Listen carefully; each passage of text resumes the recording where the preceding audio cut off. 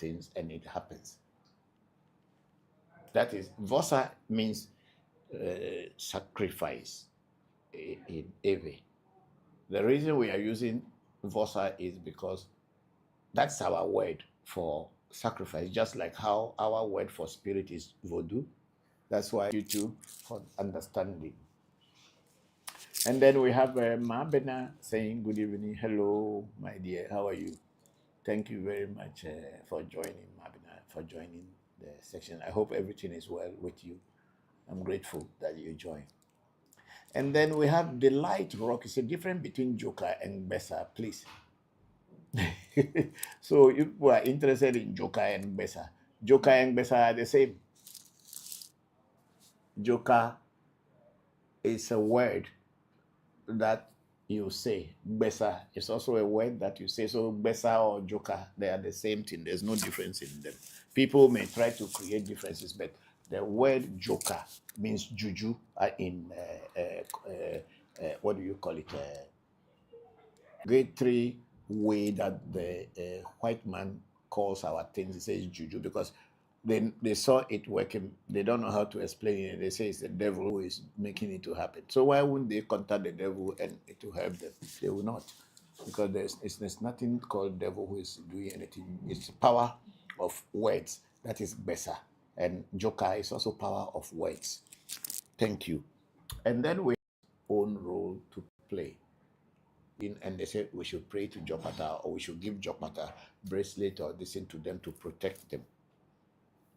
To that person who came to seek the help of Tagwe Jopata as a spirit, Jopata is a god or a spirit that protects people from harm.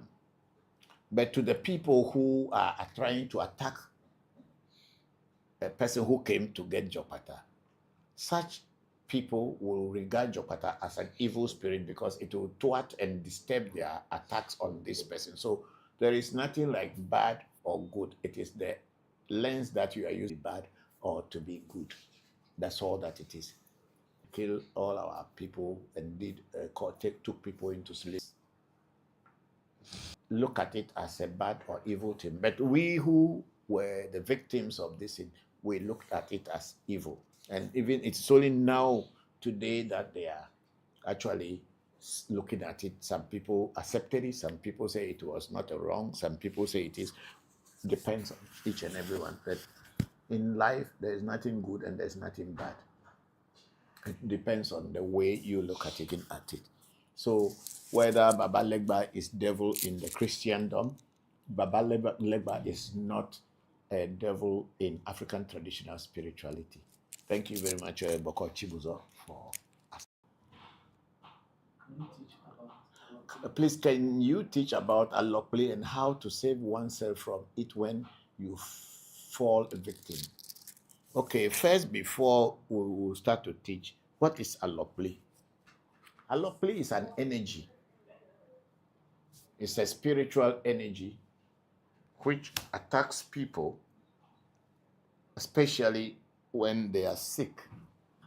And it comes after a man and another man have sex with the same woman, knowingly or unknowingly. What happens is that they are, you want to use it. Yeah, because it's something is flying here. I think some small, this thing. Just spray it under my, just spray it there. It's not coming. Wait. No, it's open now, so it's okay.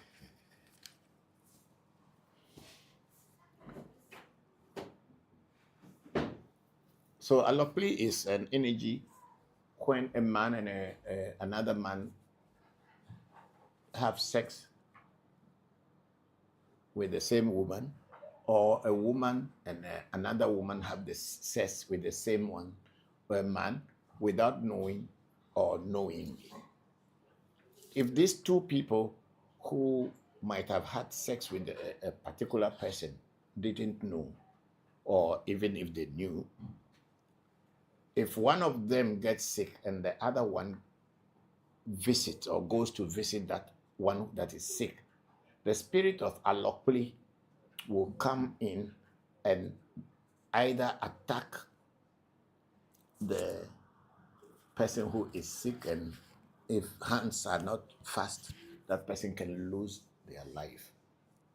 You know, the semen of man, when a man and a woman have sex, the semen of the man stays in the woman for some days. It's not just that maybe the woman bath and wash herself and it is gone. No, the semen stays for some days.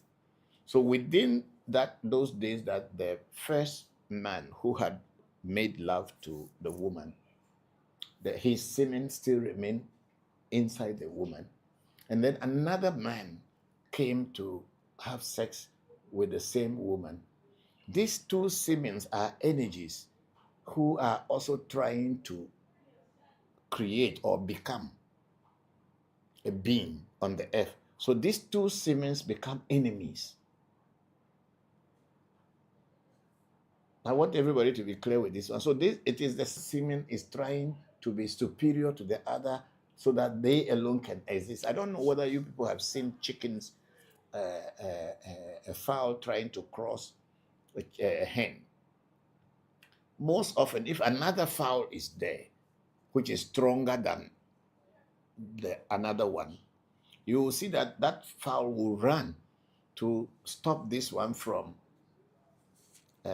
crossing the hen. So it's a natural thing. So they will fight.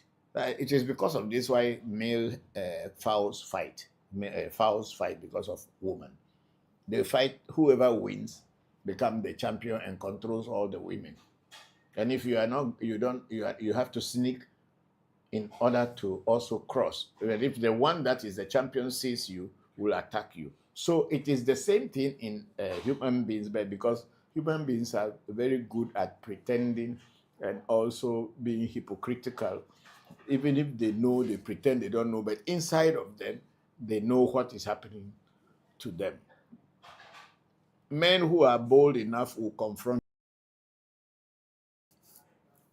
But then on the spiritual level, the semens are the ones that are fighting. So if you cross or you have sex with a woman and your semen remains in her, or a woman who had sex with a man and then her friend also had sex with the same man, the man's semens are also in these two women. So the energy is what fights them. So it's not physically. That's why allopoly is not a physical. You got sick in the normal way, and then it jumps inside if the other person comes around. So, Miss Ese, that's what it is. So, for you to be able to prevent or protect yourself from allopoly, there are certain rituals that are done, and then there are also some herbal things that will be done.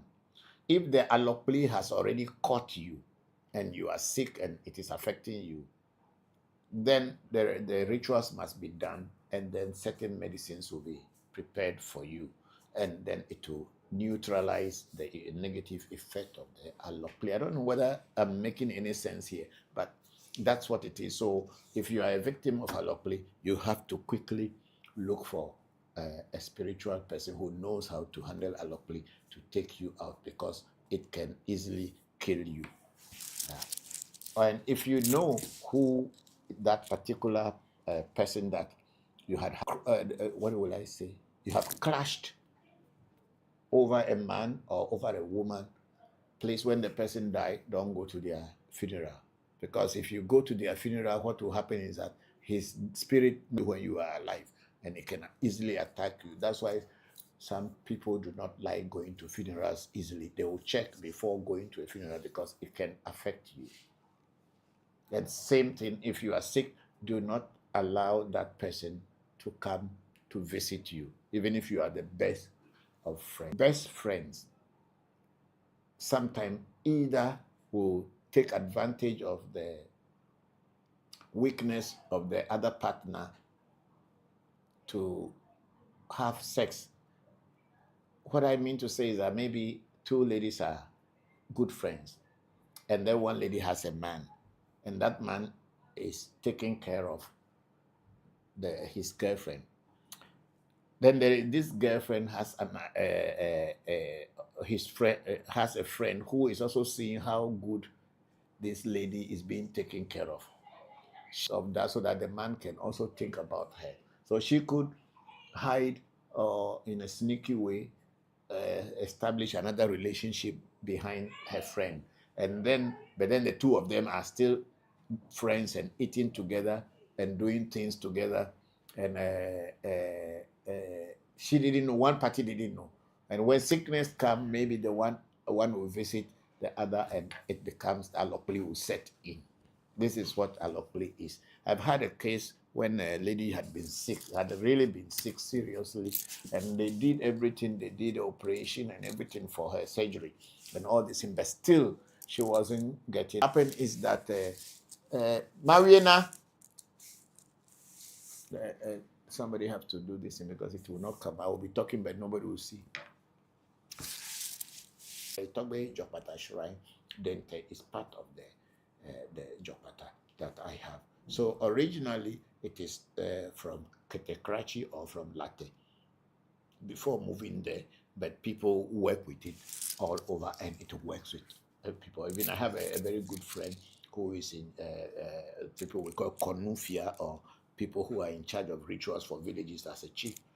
He was telling me they have a Dente shrine that people had not been attending to for a long time, and somehow they were going to have a festival, but rain wasn't falling, so he had to go to the Dente shrine and start praying. And when he started praying, then the rain started falling, so that the farm can have rain and crops will come. So it is one of those things. So Krachi Dente is not originally at Ewe Vodu, but it has found its way into Ewe, just like how Atigeri, which we call in Ewe Atigali, but the name is Atigeri, but then we corroborated the name to Atigali.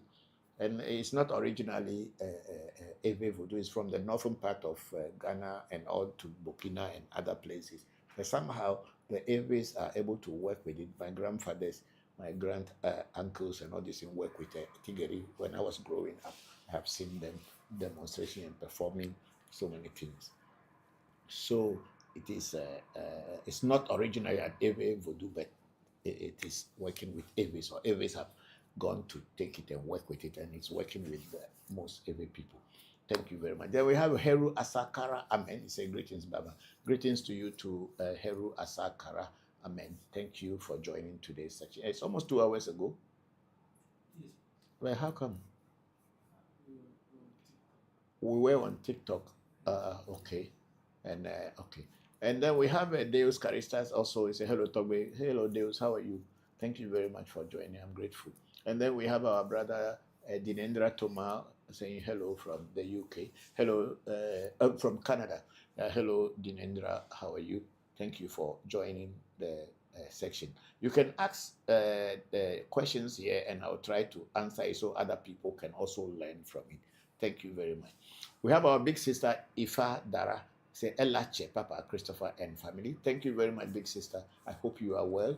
I hope everything is well with you. We are on ReVodution Voodoo Education live section. And there you have Timilei John Aderemi. Say thank you, Papa. Greetings, and thank you very much, Timilei. Hope you are fine. Hope everyone is fine with you, from your children and everything. You are all fine.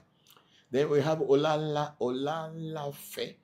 Egbetoi. Thank you very much, my brother, for joining. So I meant blessings to you, Bokor, Papa, Christopher, Voncujovi. I'm grateful to you. Thank you very much, Egbetoi. We are very grateful that you joined.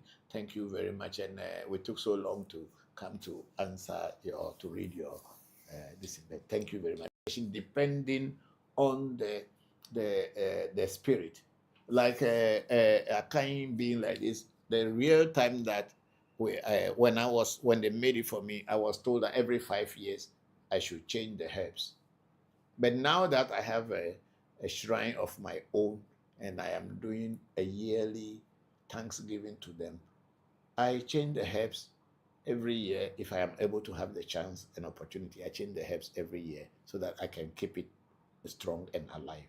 But in case I don't have time, then I leave it maybe 2 or 3 years before I change the herb. So it depends on the spirit that they are giving to you. Every spirit has their own timing. So it is that the spirit that is given to you is what will determine how soon and how quick you have to renew it.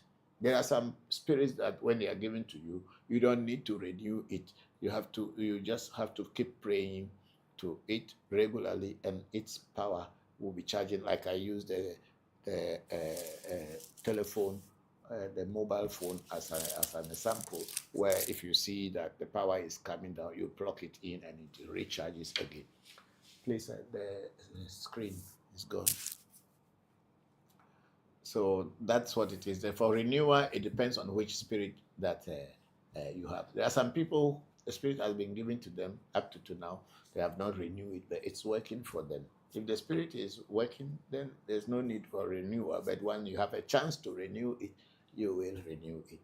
Thank you very much. But most spiritualists, for every year, they do something to renew or to enhance or to boost the power of whatever they are working with, which is normal, because even those who are Christians, they celebrate every year. They celebrate Christmas, they celebrate Easter, and during that Easter and Christmas time, people make new what do they call it, resolutions, and say that, oh, this year I will do this, I will do that, I will try to achieve this and that. So it is up to you how soon and how often you want to renew or empower the spirit that you work with. Thank you very much, Luke Lamte, for that. And then we have Sila Ameji saying, Papa, please, what if the man breaks up with the first woman before meeting the second woman? Is this still the same? Yes, it is still the same. It is still the same. This is a spiritual, and it's the same. That's why even if you are married, a man marries 2 wives. Listen very carefully. If a man marries 2 wives or more than 2 wives, and all the women live in the same house, if they all live in the same house, it is not very advisable that these 2 women should be eating in the same bowl. Unless, of course, if the man has done some protection for them all. And when one of them passes on, I have seen it myself.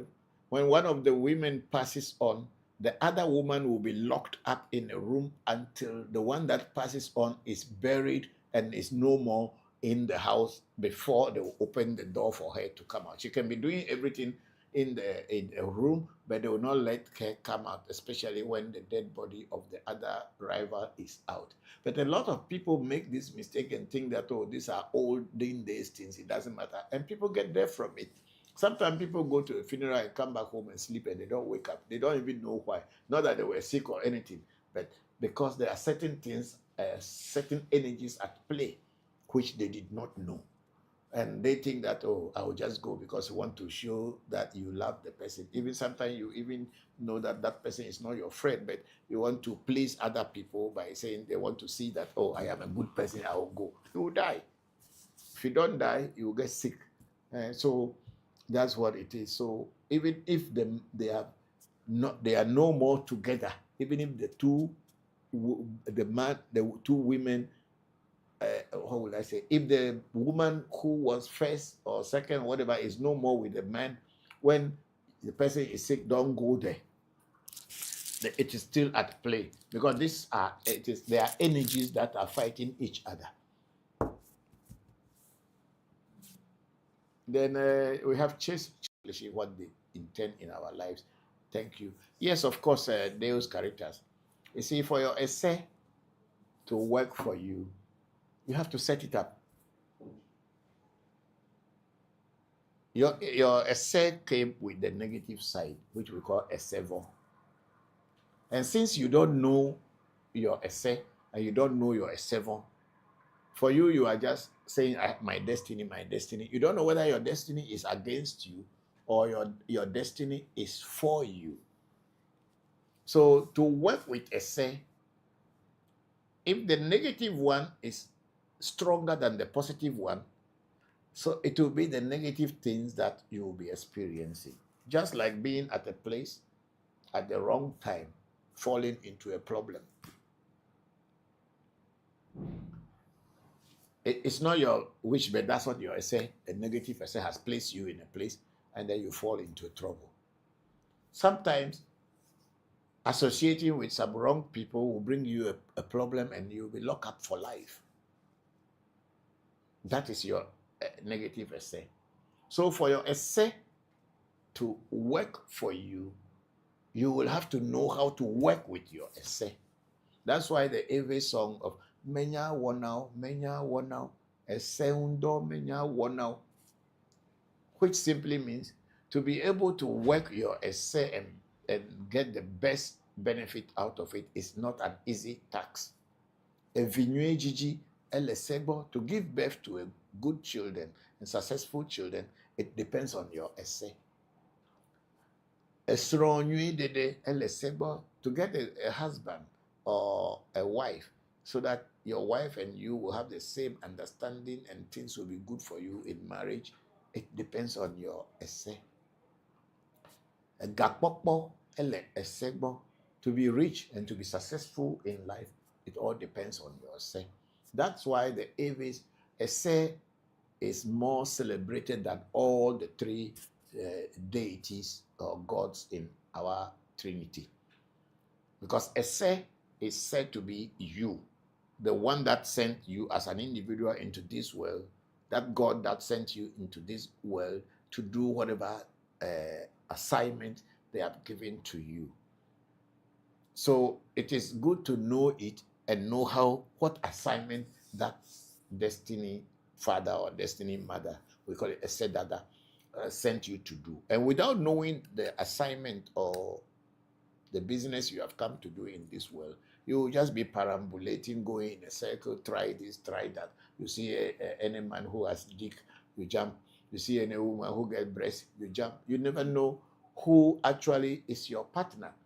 But then when you do your essay and you know this thing, they will tell you certain things that you should avoid, certain people that you should cut off, certain kind of places you should not visit. And that essay, the positive essay, will work for you. But if you don't do that, after all, whatever the essay came into the world with or for is what you will achieve. And if it is not in a proper way, then you are in trouble. So our essay will achieve whatever it has come into this world to do, but we first have to know what it has come to do in this world, and then we go alongside with it and be able to achieve it. Thank you very much. There are certain people in their destiny, they are not supposed to have children. By having children, they may die. Or they may have children and the children will be disrespectful to them, and through that, they will have challenges. There are some people who are not supposed to marry a light-skinned woman or a fair-skinned, fair complexion man. But since they don't know, maybe that's what looks more beautiful to them than what they are. And there are some people also who are not allowed by their essay to associate with dark-skinned people. But without knowing all this thing, maybe for a person like me, let me use myself as an example. Maybe I like dark-skinned women, but maybe that is not my destiny. Or I like the fair-skinned women, but it is not in my destiny, but that is what my desire is for. So me, I will be chasing, and at the end of the day, I'll be having a problem, but I did not know why. I will just think that at the end of the day, the woman is not good, but it is probably, or the man is not good, but it's probably your destiny that is not the kind of person you should associate with. So our destinies, you need to know your destiny first before you will know exactly how to work with destiny. Thank you for that beautiful question, Deo Caritas. I'm grateful. And then we have Henry Fleet. Hi, happy Sunday. Hello, Henry. I think it's been a long time. How are you doing? I will introduce you to the computer, how to use it. And then after you set it up and it's working, then you have to buy or download certain applications that will help the computer to function well. And those applications will have some way of telling you what to do before you download. These are called initiations, because you are being introduced to the thing through either by reading a book, they will give you this thing, or someone as a teacher is teaching you, okay, want to do decoding. This is what you do. Do this, do that. That's called initiation. But in the spiritual aspect, so it is also that somebody has to introduce you and tell you what to do so that you can be successful. Without it, you can be playing with your computer without reading any book and you think that you know it. You only crash it. So life in general, before people learn anything new, they need to be taught. That teaching that is done to give you idea is called initiation. So in the spiritual world, they need to teach you by a certain standard and say this and this, or this will be what you should do if you want it to work. So I don't know how people understood what initiation is at all.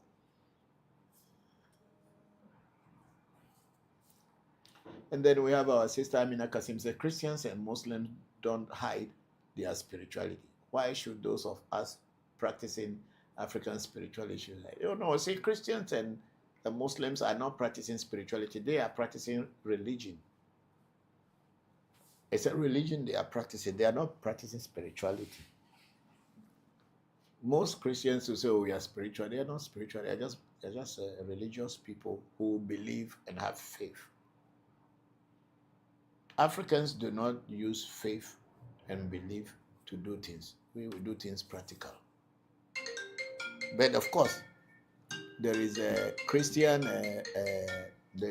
put it off. No, just don't remove it. But there is also the Christian spiritualists who do not expose themselves to the public, and there are also Muslim spiritualists who are completely not open and to the public until you come to them. Like some of the Malams who use the Quran to do certain things, you need to go to them. But that's not what they teach in the church, the mosque. You need to go to them to assess their knowledge and wisdom. Those are spiritual people, but the majority of Muslims and majority of Christians are just practicing religion. And also some number of people in African traditional spirituality are only practicing the religious aspect of it. They have just a worshiping. They don't do the practical nitty-gritty things to make the thing work for them. And that's what most people have been introduced to, thinking it's just like Christianity, and you need to bow down and pray and then pour libation. Pouring libation is this, but there are some practical other things that have been done, especially when you are pouring libation to your ancestors. You also, from time to time, you have to do a reading to find out what is going around you. And if your ancestors demand that you have to feed them or do something, when you do it, then you see results. Thank you very much, Amina, for that beautiful question.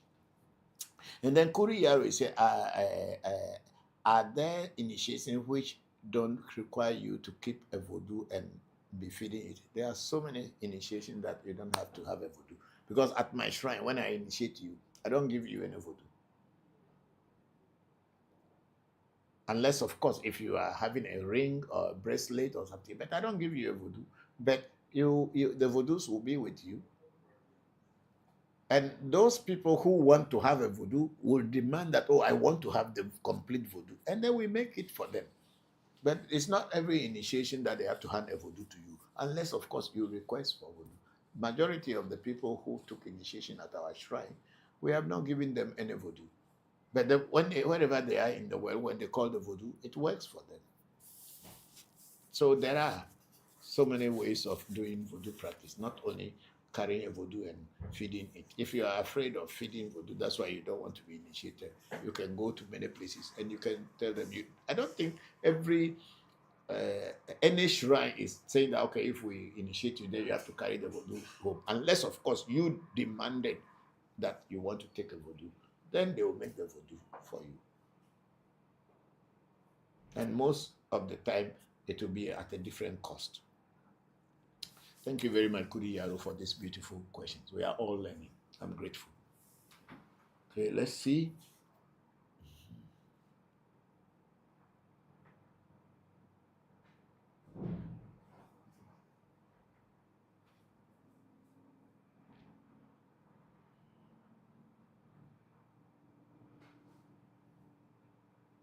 Okay, GIS FX is saying, how can I do ancestral consultation? Reach out to anybody who knows how to divine, a diviner, or Babalawo, a Bokor, or a Huno who can do consultation for you. Then you can do it. Thank you.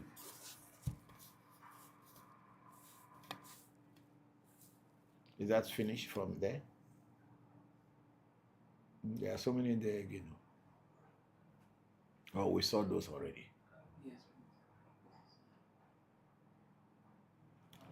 We didn't read that one. Oh, we have read that one too.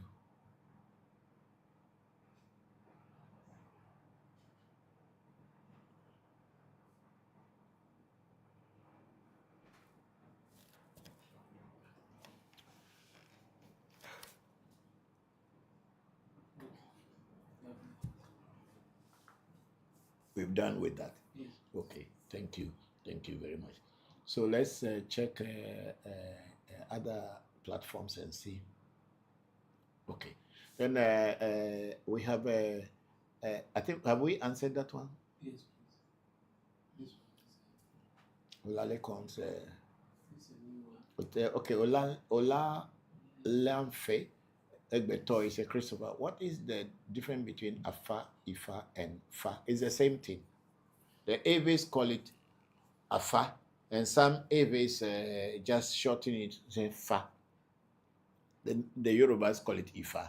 It's the same thing. It's not in it. I think the Igbos also call it Afa, and the other people who are not Yorubas also call it Afa, but the Yorubas call it Ifa. Yeah. So it's the same thing. There is nothing difference between them. It's just a language and a dialect. Ethnic groups calling it different things. Then we have the characters say, I'm sorry, I asked a lot of questions about destiny, but I want to understand. When you say your destiny sent you to accomplish some things in this world, what do you mean? How can my destiny have a mission, but I don't know? Yes, that is why you have to find it out. Your destiny has a mission. In every cosmology, we have three entities who are regarded as supreme gods. That is the Trinity. One of them is Mauga Sobolisa, or people call it Segbelisa, or Segbolisa. That god is believed to be like a chameleon. It's always changing. It is not just stagnant. That's why the name Sebo or Sobo Lisa. Lisa is chameleon. And you know, chameleon is always changing. When it sees something, it adapts to it. Whatever it sees, it adapts to it. That is one of the first of the Trinity. The other one is Mau Ga Titi Kata. Other Ewe tribes or ethnic groups within the Ewe or the dialect will have other names for it, but we have that Mauga Kitikata, that which is destroying whatever is being created and reforming it. Always. But then the three of them work together. The last one is Mauga Ese, which we call destiny. That's why you have the name Esena, Seto, Seli, Selinam, Sechuafia, Sebuabe. All kind of Ese. It's one of the gods in every Trinity. So this Mauga Ese is regarded as the mother of creation of human beings. Not the creator of trees, not the creator of animals, but the creator of human beings. And each human being is different from the other according to how that God created them. That's why we call it the God of destiny. And each one has their own purpose on this earth to come and accomplish. It is also believed that when you are on this earth, you will find a way to know what to do to live here and accomplish the mission that your destiny has sent you for. The Ewes give these names to their children with the thought that they will be able to emulate what their destiny has sent them to do. So you can come into this world that you can, because you don't know where you are coming from in the beginning. How will you know what is your destiny? When you were born a baby, do you know where you came from? You don't even know. You don't even know your left from your right. So how will you be able to know your destiny if you don't look for what your destiny is? That's what I mean. And to find your destiny is to get destiny rituals and also get initiated into Fa.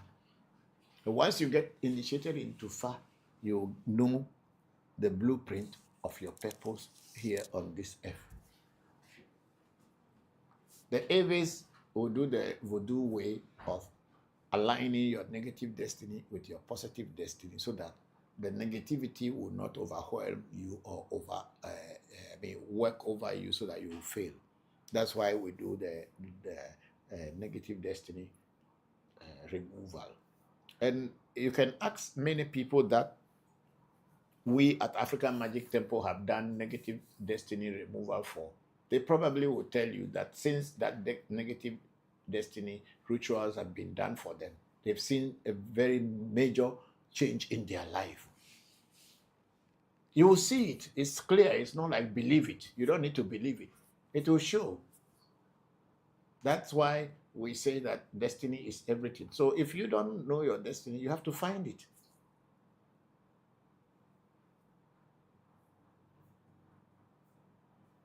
It's like the question you are, how can my destiny have a mission, but I don't know? You cannot know, because what do you know about yourself? It's not somebody who told you your name is like this. When you were born, is it not somebody who gave you a name? Why is it that when you were born, you didn't give name to yourself? So that question doesn't exist. How can't I know it? You have to look for it before you know it.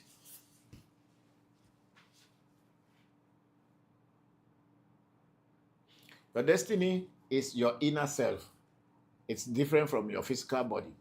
When you die, your physical body will die, but your destiny will not die. You carry on whatever you accumulated. I think at one time I used the SIM card in a phone to represent that. The SIM card inside a phone is like the destiny of the phone. Whatever numbers you put on the SIM card or the information you put on the SIM card will remain on the SIM card. Even if the phone has spoiled, if you remove that SIM card and put it inside a new phone, you will get your information. So your destiny is more like a SIM card inside you, and it doesn't get destroyed. So whatever you have accumulated on it from here is what will remain on it, and in another lifetime, you carry it on.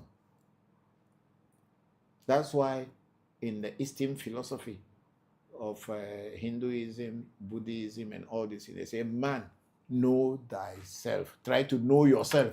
They are not talking about whether your hands are long or your eyes are big or your nose is tall. No. They are talking about knowing your inner self. And that inner self is like a SIM card in you, which stores memory or data. And the data that you carry over will be there, and you may store a new one or need to add to it. So that's what the destiny is all about. So your destiny can come into this world. You will not know why you are here. You will just be going around. And if you are lucky to meet people who can teach you and guide you, then you begin to understand what is the purpose of your coming into this physical world. So Your destiny is different from you. It's your inner self. It's the one that keeps the memories. Okay, let's move up. Okay, and then Olalefe Egbetoyi said that thank you, and thank you to my brother. Thank you very much. Then we have Deus Caritas. With all due respect, do you think it is okay to do these things and be involved with a religion? Yes, it's up to you. Because when you become wise, why do you go to ignorance again? It is like being in class 1 and then you have gone to university and you learn university lessons. Now you said, oh, because I like class 1, so let me go back to class 1. That's up to you. It's all up to you, because you can't learn something that gives you reality and still want to go back to what is just a dream and build on faith. It's up to you. Nobody stops you from practicing. I have so many Bokors who are, what do you call it, Muslims. But only we don't have too many Bokors that are Christians. But if they are Christian, then they are just hiding their Bokor or their Ifa practices. But if you go to Nigeria, a lot of the Babalawos are either Muslims or Christian. I don't think they have too many Christian Babalawo, but they have most Islam. I think it gives chance. That's why people still practice Islam, even though they are Babalawos. But for us who have been in Christianity and been in Hinduism, when we saw the light and we saw reality, we don't go back to ignorance anymore. But it's all up to each individual. It depends on your destiny. If your destiny says that you will never find a way while you are in this life, you will only be dancing in church and be doing praises and thinking you are worshiping God. But if your destiny wants you to know, it will guide you to the path where you will know and you dispel ignorance and have knowledge and wisdom. Our logo, what do you call it? Africa Magic Temple, our motto is, or is it motto? School of It's called Africa Magic Temple, the School of Enlightenment and Wisdom. That's it's under our logo, the School of Enlightenment and Wisdom, because we dispel all your doubts and everything, telling you this is it. And when you see it happening in reality, no one will have to tell you that it is working. If it's not working, you don't need to follow. We don't follow things that do not work. We follow what works. It's not just making things that are not working, but we are following. No, we don't believe in that. So I think there is, let me read the Deus, this thing. So with all due respect, these things and do involve in religion. For example, I like Islam, but now I know the reality of Voodoo. I feel like a hypocrite when I hear the sermon against the practices. How can a diviner practice but still be religious? That is up to that person.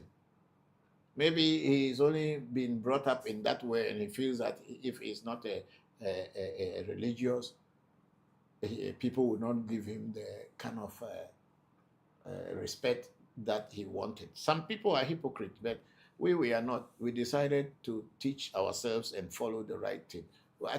I go to church sometimes when somebody dies and they are going to church. People are scared that maybe when I go to church, I'll fall down. It's the pastor who will fall down, not me. Last I went to my cousin's funeral, and I went to the church. I was standing and everybody was looking at me. I was also singing the song they were singing. I don't have any problem with that, because actually I grew up in that church and I have not been to that chapel for long. So I used the opportunity also to join them. Maybe some people say, hey, this Jujuma is going to fall down, or God will come and beat it. It's all a joke, you know. The truth is always the truth.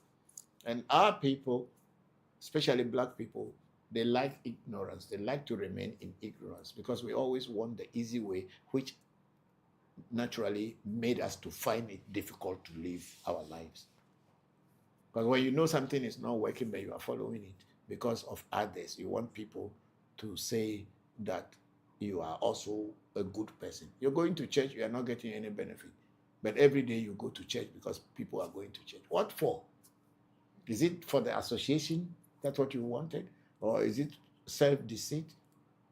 It's up to the people who do so. Me, I would not go. Yeah, if it's a day when there's a festival and I'm invited to come, I'll go. But then I don't carry what they are saying there because I don't think they have anything new to give me. Please open this info. I don't think they have anything new to teach me. So I am not, I cannot go to university and later go to class 1 and sit down and say, I want to learn from class 1 people. Then we have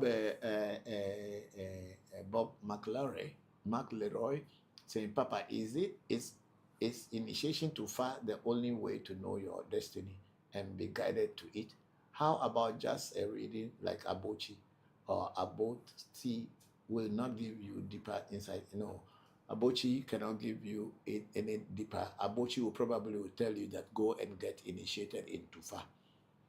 If that's what it feels that's the way. Abochi will not give you any deeper and teach you the way of your destiny. It can guide you and tell you that, oh, you are born a spiritual child.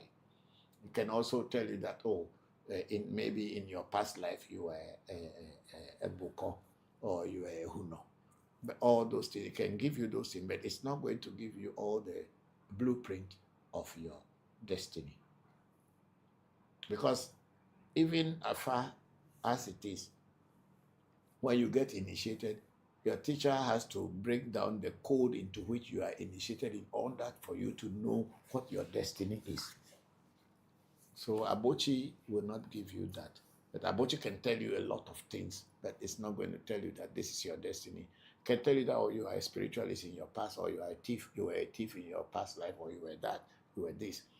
But it's up to you to do what you want to do. But Abochi's guidance is to tell you to go too far, because Abochi is a spirit, and it also connects with all other spirits. Abochi is a divination tool to look at things and tell you. If it is afar that you need to get your total destiny, or they have to set up a destiny for you, afar Abochi will tell. But Abochi is not going to come and draw your destiny's blueprint for you. It will tell you and guide you to where you should go and get it. Please move the cursor. I'm going to close soon.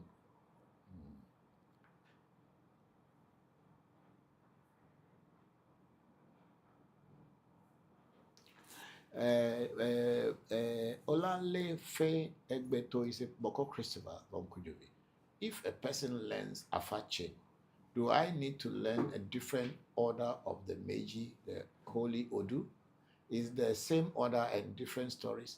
Yes, because the order in which the Afadu or the Odus fall, they come from the young one, the oldest one, to the junior one. So if you don't learn the sequence or the order in which they fall, when you throw it, how will you be able to know whether it is for or is against, whether it is in the future or is happening now? It is that order of seniority that is what takes you into Afa, so that you can be a good diviner and be able to understand what it is. Because if you don't learn the order, you can never do Afa and be successful, because the order is very important. It's just like you are going to a university. Somebody is in level 100, another person is level 200, another is level 300, until we go to level 400. Then we have their professors, we have the teachers, and we have doctors, and we have Professor Emeritus. If you are now coming to do anything, and there is a Professor Emeritus is standing there, and somebody is only just a professor, they will give respect to the Professor Emeritus because he has gone through professorship to that point. So that's how the Ifa is. It falls according to order. When you need to learn that order in order to be able to know what Afa is and be able to tell what Afa is actually saying. There are Bokors who are making mistake by using a junior one to represent the senior and taking the senior to represent the junior. And such Bokors always make mistakes, and people are dying through their hands because whatever Afa has told them, they misinterpret it and they destroy people. So you need to learn the Afa. At least you need to know the mages, the order Odu first, and then slowly the stories will come. You now merge the stories with the Odus. Thank you. And then we have Bob McLeroy again. So there is no way to know your destiny without being initiated into. Of course, you will not know the blueprint. You can have your destiny set up, but if you want the blueprint of your destiny, in every culture, it is through initiation or into Afa. I don't know other cultures. Maybe in another culture, which is not every culture, they can do something for you to know your destiny. I don't know. But in every culture, to know your destiny and know the blueprint of your destiny, you need to be initiated to Fa. That's why after setting up your destiny for you, some readings will tell you that you should go and get initiated into Fa in order that you should know what exactly your purpose on this earth is.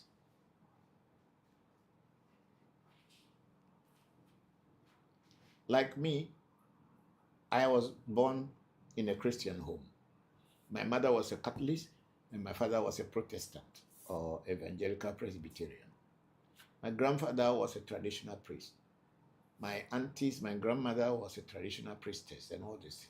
But I was brought up in a Christian way, and that's what I believe. But it got to a point I realized that I wasn't getting enough. Something was disturbing me, and the Christianity wasn't giving me enough. So I started searching for other ways. And I joined Charismatic Church when it first came into my country. Those in the 1970s, when Charismatic Church came, because they started preaching very, very vigorously to make you believe that they are the ones who are coming to give you God. So I, as a young boy, I jumped into it. I couldn't find what I wanted. Then I moved out into yoga. Then I finally ended up in India to get initiated into priesthood, where I became a sannyasi, brahmachari, celibate sannyasi or priest. And I was there, I worked for some years, I was a regional priest, but after some time, I still was having some inner restlessness. And I have to opt out, and I wanted to learn magic. I learned magic. I thought magic was the reality. I found that magic was illusion and all these things. So I kept going until I finally had to come back home. When I came back home, before I was reintroduced to what my ancestors were doing, and then I found a meaning in it. And today I sit down here, I can teach about Hinduism, I can teach about Kabbalah, I can teach about Christianity and all this thing. But my purpose here is to teach the truth. And this is what I am doing. A lot of time, people ask me, why won't you just make this one into church? When I make it into church, what will I be teaching? Should I be teaching people that it is the God of Isaac, God of Abraham, God of Jacob, God of that is what is empowering me? No, it's my ancestors whose blood are running in my veins. They are the ones empowering me. And so I teach. So it is my duty, my destiny. When we did Afa, in my destiny, I'm supposed to be a magician. In my destiny. But I was already a magician. And then when my destiny, I'm supposed to be a spiritualist, teaching people, doing spiritual work. It is in the destiny. In my destiny, I am supposed to have twins, which I had. And my destiny, I'm supposed to marry a foreign woman, somebody more lighter skin than me, which I did. So it was Afa that has brought everything to me to tell me whatever I was doing was not a mistake, but it was my destiny's path. And I am very glad that I got it. I was initiated into essay by my old man. But essay, I only work my essay as I was told. And they say it's proving to me that I am working it well. But for me to know what is my purpose as things that I have just mentioned, I didn't know that that is how I am supposed to be until I got far. And far exposed everything and told me what it is. And so when I do this work, I do it with my heart, I do it with my strength and everything in me. And I'm also teaching people that that is what it is. So without getting initiated into far, your destiny can still be set up for you, and it can be working with you, trying to remove the most difficult challenges in your life. But if you want to know the blueprint of your life, the reason you are here, Afa is the only one that I know so far that can give you that direction. Thank you very much, everybody, for today. I think we are done. Let's see TikTok and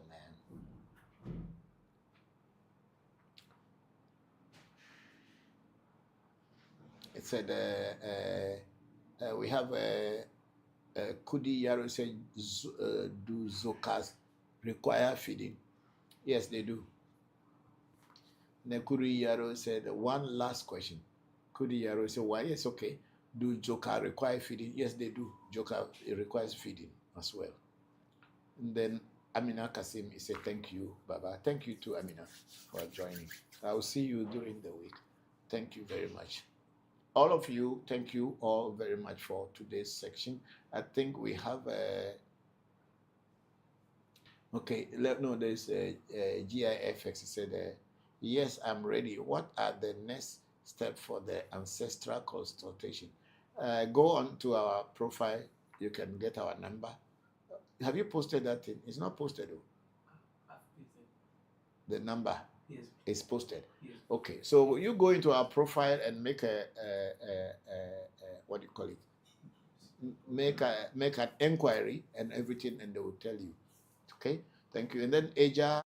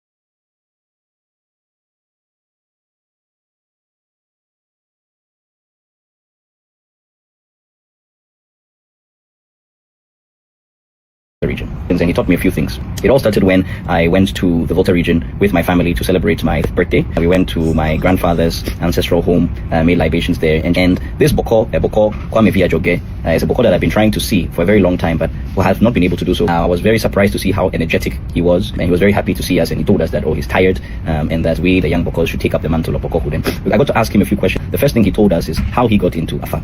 In his family, there were a lot of children.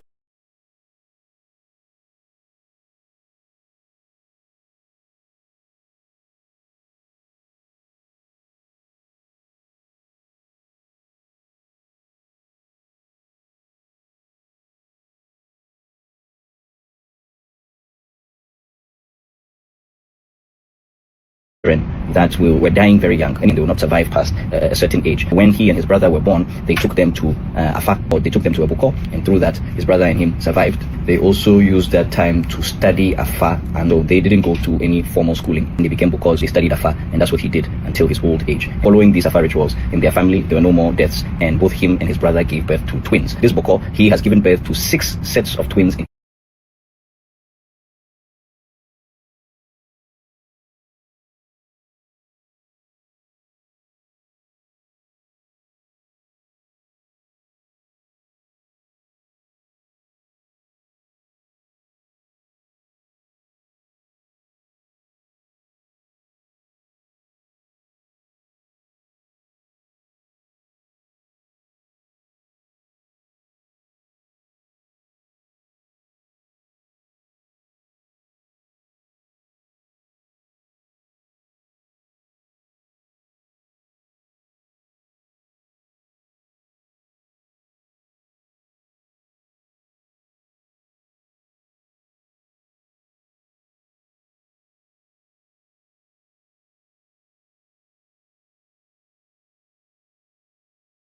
Part of the work of a Bokor. Unfortunately, exactly 10 days after we met him, he passed away. I feel very privileged to have gotten the last opportunity, probably the last photo taken of him. He gave us a herbal potion that is good for male reproductive health, and he said some of the herbs inside are even herbs that monkeys even travel kilometers to go and pick and eat because of its benefits to the health. So it is the healing that we see in Voodoo and Afa traditions are mirrored after what you see in nature. And may his soul rest in peace and in power. Let me tell you about a time I met a 100-year-old Bokor in the Volta region. And he taught me a few things. It all started when I went to the Volta region with my family to celebrate my birthday. We went to my grandfather's ancestral home, made libations there. And this Bokor, Kwame Viajoge, is a Bokor that I've been trying to see for a very long time, but have not been able to do so. I was very surprised to see how energetic he was, and he was very happy to see us, and he told us that,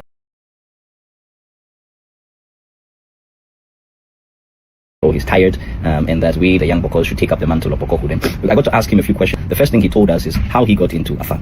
In his family, there were a lot of children that were dying very young, and they will not survive past a certain age. When he and his brother were born, they took them to Afa, or they took them to a Bokor, and through that, his brother and him survived. They also used that time to study Afa, and they didn't go to any formal schooling. They became Bokors, they studied Afa, and that's what he did until his old age. Following these Afa rituals, in their family, there were no more deaths, and both him and his brother gave birth to twins. This Bokor, he has given birth to 6 sets of twins in his lifetime, which is quite remarkable. He told us about the importance of herbs in Afa. He said, he told us that, in Afa, one powerful herb can cure 44 illnesses. And so using herbs in healing is an active part of the work of a Bokor. Unfortunately, exactly 10 days after we met him, that monkeys even travel kilometers to go and pick and eat because of its benefits to the health. So it is the healing that we see in Voodoo and Afa traditions are mirrored after what you see in nature.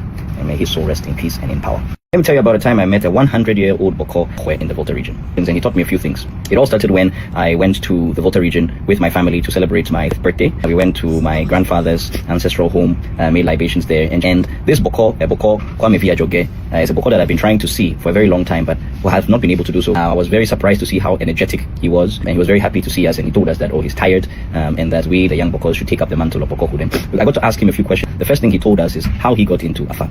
In his family, there were a lot of children that were dying very young, and they will not survive past a certain age. When he and his brother were born, they took them to Afa, or they took them to a Bokor, and through that, his brother and him survived. They also used that time to study Afa, and they didn't go to any formal schooling. They became Bokors, they studied Afa, and that's what he did until his old age. Following these Afa rituals, in their family, there were no more deaths, and both him and his brother gave birth to twins. This Bokor, he has given birth to 6 sets of twins in his lifetime, which is quite remarkable. He told us about the importance of herbs in Afa. he said, he told us that, in Afa, one powerful herb can cure 44 illnesses. And so using herbs in healing is an active part of the work of a Bokor. Unfortunately, exactly 10 days after we met him, he passed away. I feel very privileged to have gotten the last opportunity, probably the last photo taken of him, to give us a herbal potion that is good for male reproductive health. And he said some of the herbs inside are even.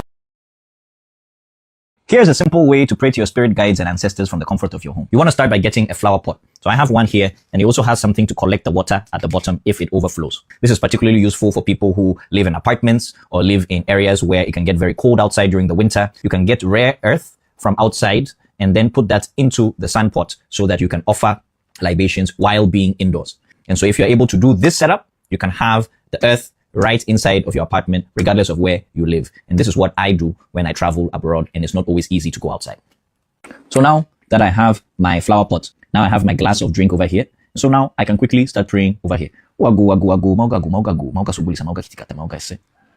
I start with my right hand for spirit guides and deities of nature, and then transition to the left hand for ancestors and people who have lived that have passed on. One thing that I would advise is that sometimes when you're pouring water into this and you do a lot of water, it starts to get smelly. So my advice to you would be to regularly change it, or to consider limiting the amount of water you put into, or the amount of liquid you put into this pot. But if it does become smelly, it's easy. You can take out the sand, replace it with a new one, and then you're good to go. Simple. And that's how you can offer libation from the comfort of your home. Here's a simple way to pray to your spirit guides and ancestors from the comfort of your home. You want to start by getting a flower pot. So I have one here, and it also has something to collect the water at the bottom if it overflows. This is particularly useful for people who live in apartments or live in areas where it can get very cold outside during the winter. You can get rare earth from outside and then put that into the sun pot so that you can offer libations while being indoors. And so if you're able to do this setup, you can have the earth right inside of your apartment, regardless of where you live. And this is what I do when I travel abroad, and it's not always easy to go outside. So now that I have my flower pot, now I have my glass of drink over here. So now I can quickly start praying over here. I start with my right hand for spirit guides and deities of nature, and then transition to the left hand for ancestors and people who have lived that have passed on. One thing that I would advise is that sometimes when you're pouring water into this and you do a lot of water, it starts to get smelly. So my advice to you would be to regularly change it, or to consider limiting the amount of water you put into, or the amount of liquid you put into this pot. But if it does become smelly, it's easy. You can take out the sand, replace it with a new one, and then you're good to go. Simple. And that's how you can offer libation from the comfort of your home.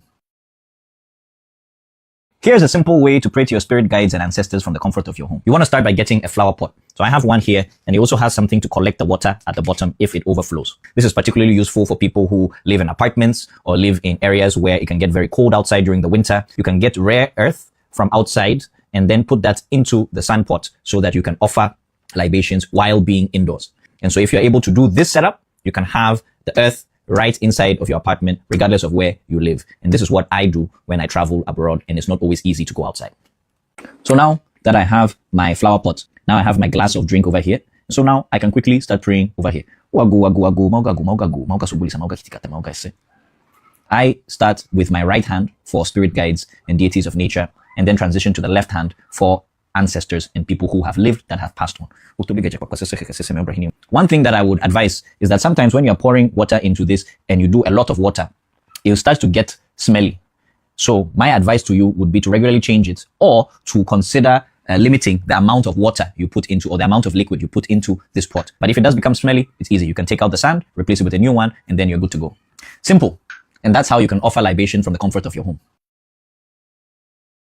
Here's a simple way to pray to your spirit guides and ancestors from the comfort of your home. You want to start by getting a flower pot. So I have one here, and it also has something to collect the water at the bottom if it overflows. This is particularly useful for people who live in apartments or live in areas where it can get very cold outside during the winter. You can get rare earth from outside and then put that into the sun pot so that you can offer libations while being indoors. And so if you're able to do this setup, you can have the earth right inside of your apartment, regardless of where you live. And this is what I do when I travel abroad, and it's not always easy to go outside.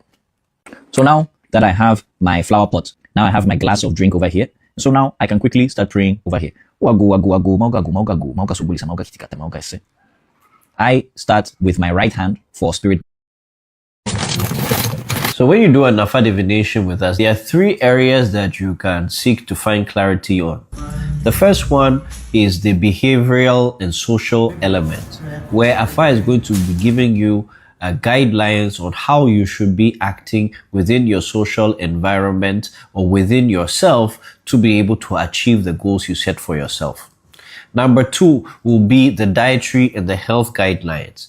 What kind of actions do you need to take to be your healthiest self? What kind of food should you take or avoid taking to be able to achieve these things for yourself, not just physically, but also spiritual? Number 3 would be spiritual guidelines. Afa will be giving you directions on how you can be able to advance yourself spiritually to be able to achieve your goals or to be able to manifest the highest manifestation of your positive destiny, and then for you to be able to follow those guidelines so you can overcome the challenges that brought you to the mat. So this 1, 2, 3.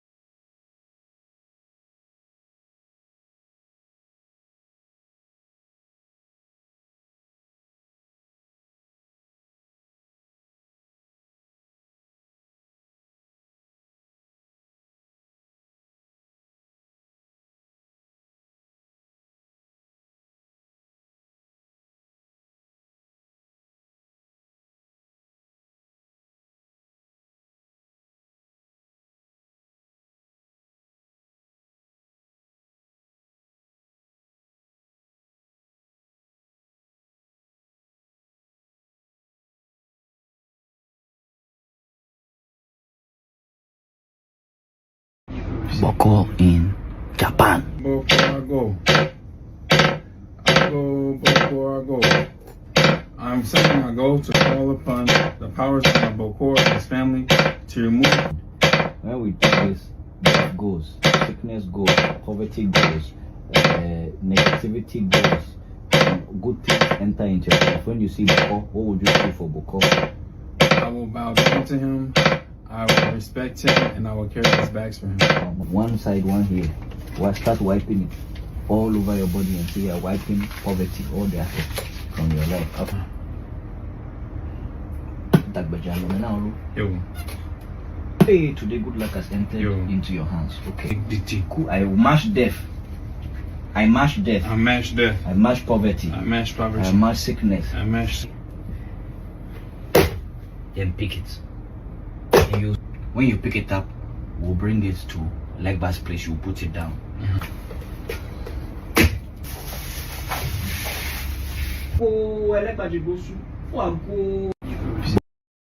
What happens when an African medicine practitioner meets traditional Chinese medicine? So I've been trying to experience traditional Chinese medicine for 5 years, and finally this year in Chengdu I was able to step into a TCM clinic.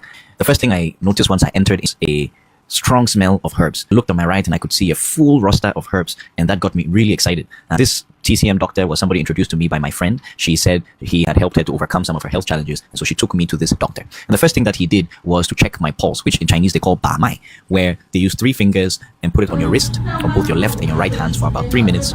And then they use that to evaluate. So it's a kind of like a diagnosis. Through that process alone, he was able to identify some of my body's weakest points and things that I have been struggling for years. Since he explained something that I found very interesting, it was more important for me to heal my body by abiding more through nature's rhythm. And wake up in the sunrise and rest during the sunset, and make your eating and your sleeping schedule be in accordance to the natural order. And he wrote about 15 to 20 herbs that he personalized for me to help me balance my qi, which is the natural energy in Chinese medicine. I also saw how they use modern packaging and modern methods to be able to deliver this Chinese medicine. I also found it very interesting that they had many TCM products. They had TCM candy for children to make it easier for them to take it. And they had many other products, including teas. And all in all, it was a very amazing experience that I learned a lot from. And I believe that as an African medicine practitioner, as a traditional healer, this was something very revolutionary for me to experience and witness. And I hope that one day African medicine can also make serious strides in modernizing African herbal medicine. So this is how you can use African methods as a way to enter and then now take up your own practice by learning more from others who know more than you. But there's nothing to say that, oh, if you are using African method, then you can only be worked with African ancestors. This is not true. That is a lie. It is a lot of people think that's the case, but that is a fallacy. It's not based on reality. It's based more on belief and people's feeling that, oh, they want to keep this just within Africans, which I can understand, but in practice it is possible, and we've done it many, many, many times, and we see it working. And actually, something that's interesting is that earlier on this year, one of our cousins was having some serious health challenges, life-threatening health challenges, and then we did a Afa divination, and they told us that we need to go and do some specific rituals at the graveyard, the Japanese family graveyard. So I did the Afa things, and we took corn, and we went to our Japanese family's graveyard, and we did the rituals over there, and then everything was good as well. And we can do rituals also. They did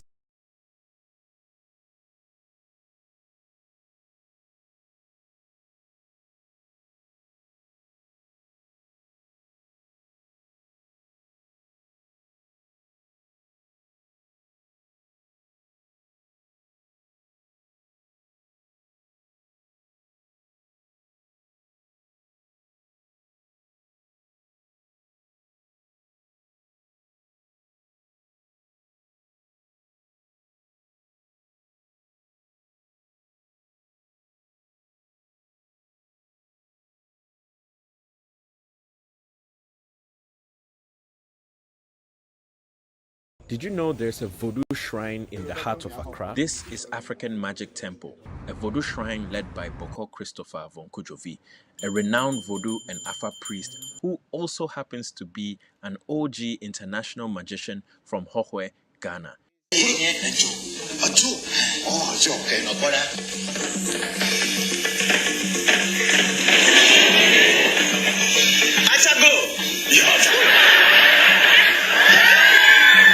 He has performed across Asia and Africa, entertaining and inspiring tens of thousands with the joy and wonders of magic. In 2007, along with his family, he dazzled an audience filled with African presidents and world leaders during the African Union Summit in Accra. Now back to African Magic Temple. For over 30 years, AMT has safeguarded and educated the world about authentic West African spiritual traditions rooted in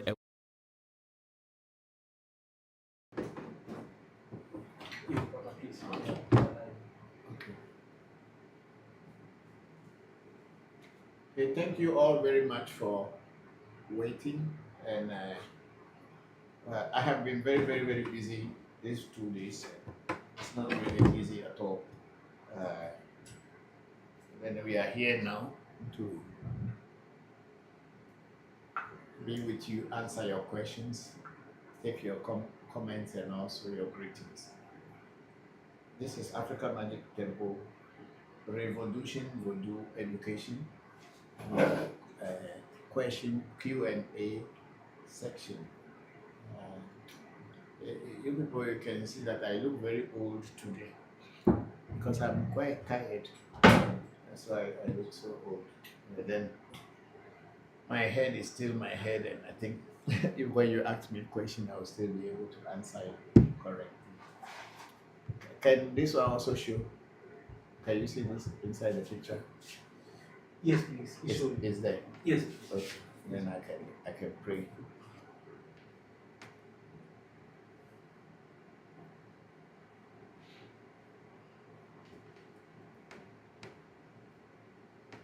What you are doing? Are you people? Is the air conditioner on?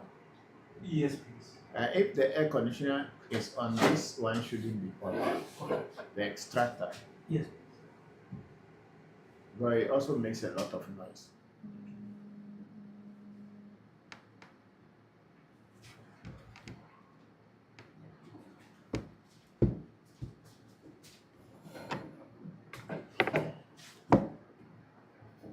So I'm going to pour libation, and then we will start.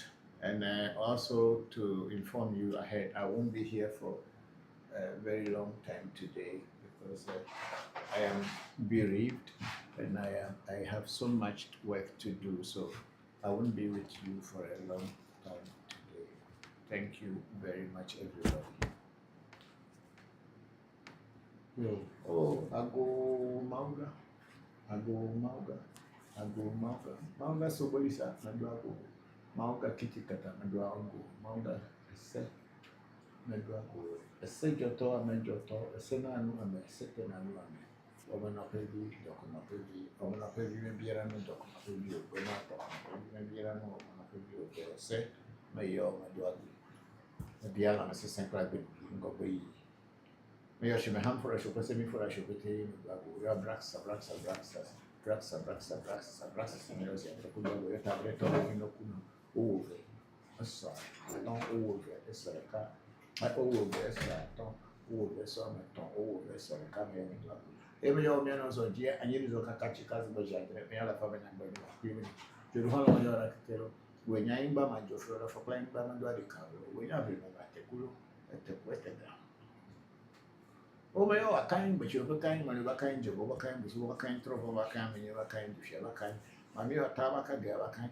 Everybody never had a do lack of a number if you thought that's so much in the you. Miami Nuda, Miami Kobao, Miami Bewa, Miami Kapua, Miami Kemio, Zango, Miami Quivira, Kenya Hopus, Yorakeo, Jopata, Jomaku, a Fakama boy, Majichu for a good number. Kokolo Kuator for forming Jobani, or Jobani, I am Molomonju, and quite a penny, but I like two so pretty women of the Peracajo Patabe, that you go back. Jopata, Befia, Jopata, Metronome Bega Molo, Avifag by Early in Jopata, no, I'm happy, Ajolo, Jopata, and Jopata, the family of a single body, Tobin, Tabaco, which is Bulu Ajima, good food or don't come. Valentina family of Alo Juna Kofu, I was a part time or artillery or Bella, Fia, Emma Yamagas, say that capacity. The same topic, but now hello.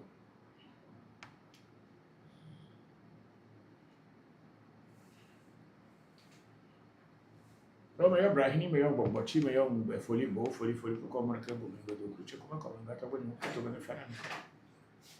We are turning possible to be on Mary, a cosa of Kufo, that's in Yam, see, Jam, Cosa, a cobra, money, but when I go cook of it, when I could be a man, some money, Kuto and a family. We are paying Celestia, I could be a Catherine, I could be a finance, and several food, I could be a Kuto and a family. Go. Yes, from what you said, you see that when I cut a permanent Kutu and a family, you know, to give a cottage to give me your kinky. That's a point I will pass over and I'm your never got the fish so far won't be the coffee charge, okay? Kutu and a family. May you know who live up, who will be ever got away, my Kutu and a family, to an entry to which Tato Abraham, which I'm told if you are tossing on Kabila Benina Sea, but Daniel Vimbo, Marella Balo in Nigeria, Kutu and a family. Yo, Amagakoku, Anatobi and Kima, Kutu and a fan, you're happy across our body. Yo, Harrison, George, Ajohu, to an fananio. Yo, Bokokomla, Azuma, Abuhi, Kutu and a fan.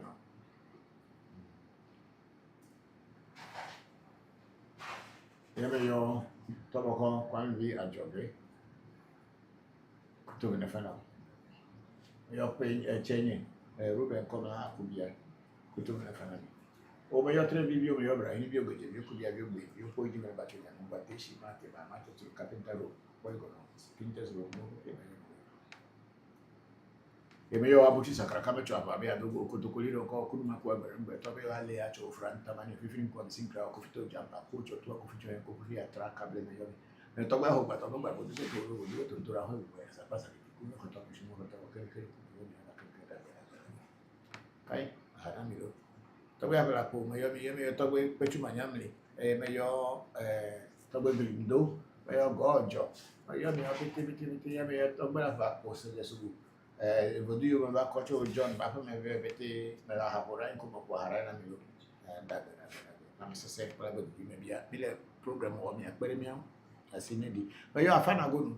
I found more matches or purpose prepare Thomas or and that by the mayor calling the Meji, the Kumeji, Olimeji, Dimeji, or so many, Monimeji, Ablameji, Akramaji, Kudamaji, Samaji, Kamaji, Tripameji, Turamaji, Vetameji, Chemini Fumani, but the Chetula, your club of Vilcum, whatever the water, Tovade, and Mapo in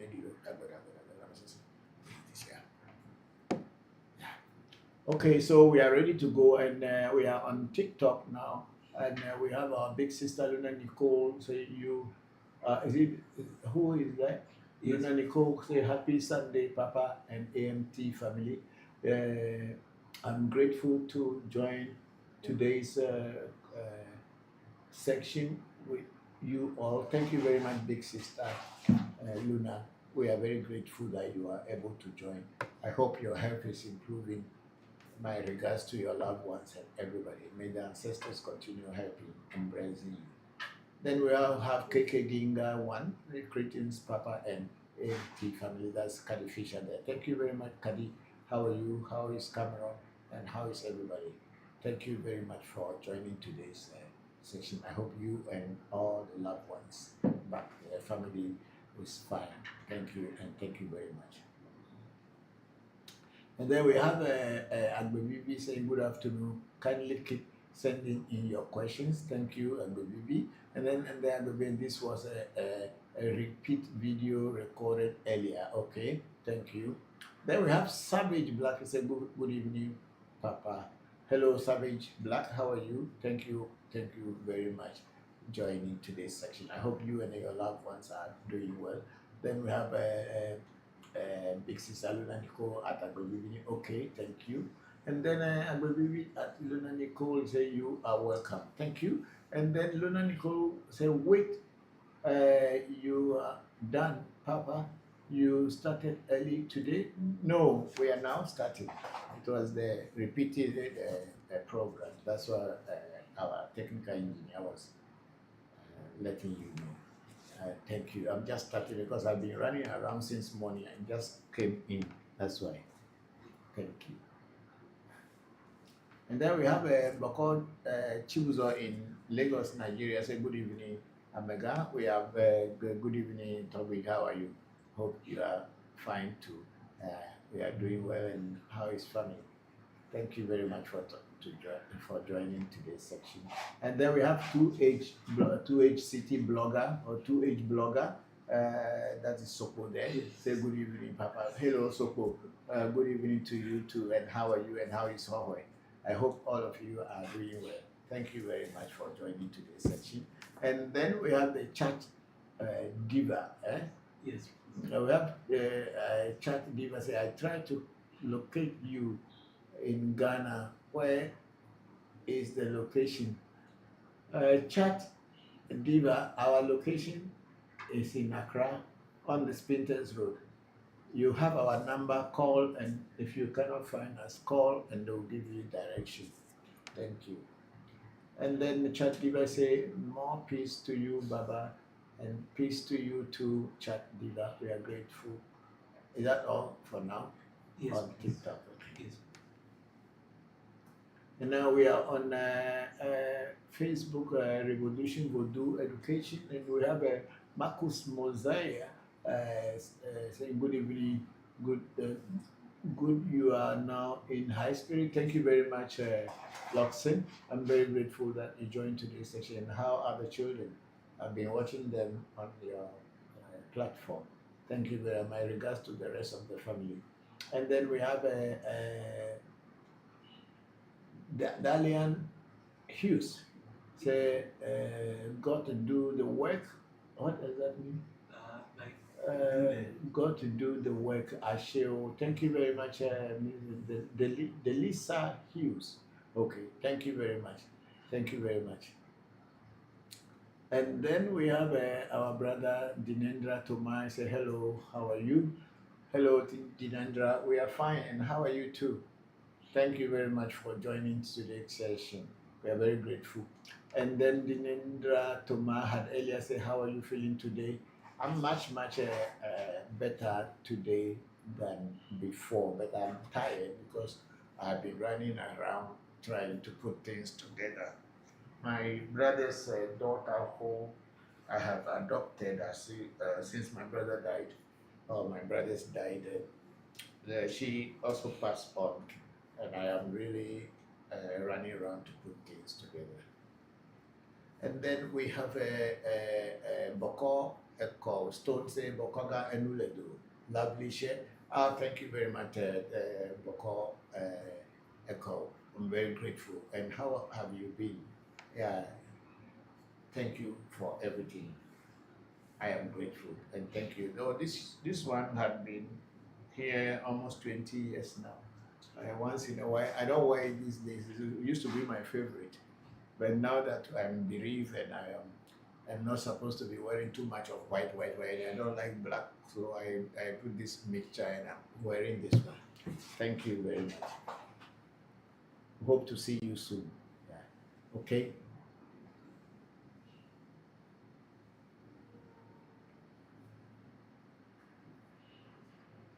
And then we have on Africa Magic Temple, we have Jitok Bonhosu. Say hello, Bokor Voncujovi. Hello, Jitok Bonhosu. How are you? Thank you very much. And then Jitok Bonhosu say Ella Che Baba. Thank you, Apekakaka Jitok Bonhosu. We are grateful.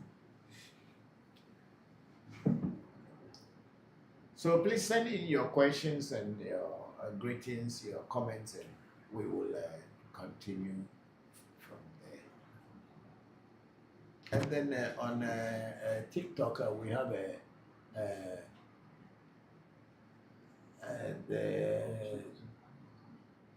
okay, Chat Diva said, more peace to you, Baba. Thank you too, and the same to you, my brother. Is it man or woman? Woman. Okay, good. Thank you very much, Chat Diva. I'm grateful. And then we have okay, I will today, please. So please go ahead and ask questions. And then we have Bokor Chibuzo in Lagos saying, can you share with us how Abraxas initiation helped to elevate your consciousness? Okay, Bokor Chibuzo, thank you very much for that beautiful question. First, before we go into the Abraxas initiation, we have to know what is Abraxas. Abraxas is a 7-letter word for a deity. And this deity is regarded as the universal consciousness. It is the Christ itself. That is Abraxas. When I say Christ, don't misunderstood me that if I say Christ, it means Jesus of Nazareth. No. The Jesus of Nazareth was called Jesus of Nazareth first before he was called Christ. Or he was called Emmanuel and other names before he was able to attain what we call the Christ status. And he became Jesus the Christ for a long time until modernization catch up with us, and it is now called Jesus Christ, and the death was eliminated from his name. So Abraxas is that Christ consciousness, or the spirit of enlightenment, and the spirit of wisdom, the spirit of knowledge, that which when you attain it, you know without knowing how you know, but you know. That is consciousness and wisdom. So Abraxas initiation helps a person to be able to connect with that consciousness so that you can be able to function in the physical world as well as in the spirit world. That's what gives you that knowledge of knowing without really knowing how you know, because your consciousness will be open and your reality will become real. So, and if you don't stop practicing and you continue practicing with it for some time, you will begin to realize that there are so many things you can do, and you can always involve spirits into it, and it will go well with you. So that's what Abraxas is, the consciousness itself, the divine consciousness itself that permeates all living entity and the universe in general. That's what Abraxas is. So when you are initiated into it, you are initiated into wisdom and knowledge, and into the world of spirits, whereby you can function and act very actively. Thank you very much, Bokor Chibuzo, for that question. And then Big Sister Luna Nico said, Papa, what are the benefits of working with Mami Wata? How does she help us? Mami Wata is not only a she. Mami Wata can also be a man, but instead of calling it Papa Wata, people are calling everything, whether it's a male or female, they call them Mami Wata. So Mami Watas are not only female figures, they are also male figures. Mami Wata, if it is in your line or in your Odu or in your Afadu, in your initiation, is supposed to make you shine and also to be able to get opportunities in life, the opportunities that are denying many people, they may come towards you. Just like when people go for competition, and if the competition is only a single place that that competition can be offered, then if your mommy, the mommy that is with you, or the mommy that is working with you is very powerful, that mommy should make you shine among all the other interviewees, so that when you get there, you get the job. And Mami Wata brings all kind of knowledge also into your life and teach you healing and all kind of things, depending on the kind of Mami Wata you meet. But as I said the other day, some Mami Watas are also poor. So don't be desperate for Mami Wata and go and get initiated into a poor Mami. And if you get initiated into poor Mami, you will be even more poorer than now, because the mommy will continue demanding things but without bringing things to you, and before you know, you are out of place. So there are mummies that don't give money, or there are mummies that don't help you to progress, because where they are in the world of the mummy waters, they are in a poverty world. So your prayer should always be that when they are initiating you, the mummy that comes to you must be a mommy that can be a working mommy, and that mommy, when you are involving him or her in your programs or in your spiritual work, they will open doors for you. It's just like I was seeing some AI videos on TikTok and on Facebook recently, when a baby was born. The baby was asked whether what does he like for this? He said he wants to go back because he heard that his parents are poor, so he doesn't want to come into this world. He wants to go back.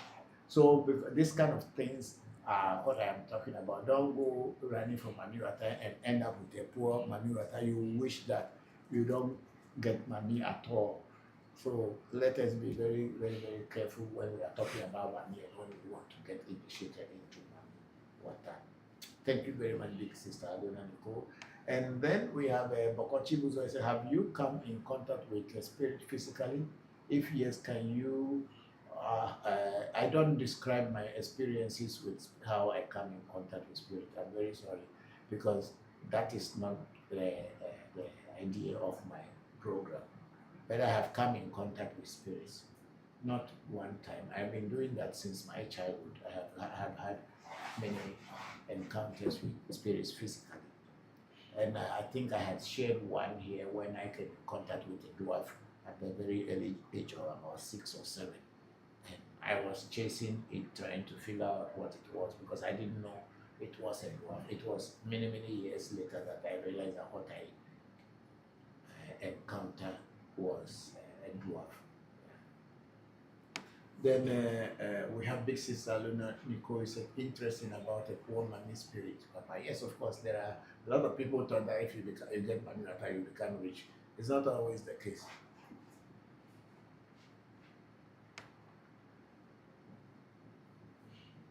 If you look, you will see that a lot of people are having money at bed. Their things are not going on well for them, and what they do is they spend all their money trying to fix the money attire, because the money will be so much demanding from you. Meanwhile, it will not be bringing.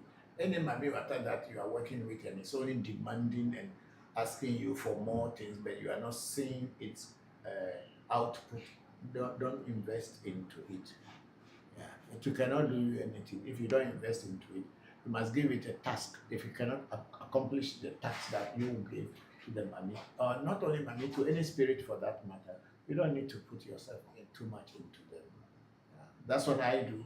And for me, the spirits that I work with, they rather produce and bring progress than retrogression. If I am with them and I don't see any progress coming from them, I throw them away somewhere. I will not bend them, I'll throw them somewhere. I will give drink and food to other spirits around them, but I will not give them food. Yeah, I do that. And there's nothing they can do me, because when I paid money to, if I invested money in them to come to work with me, and they don't work with me, that means they made me lost. So I will not, they cannot do anything to me. Yeah. And Bokor Chibuzo was saying, okay, Papa. And then I think big sister Luna Nico said, you skipped my question. Papa, upon initiation into Mami Water, will you know if it's a male or female?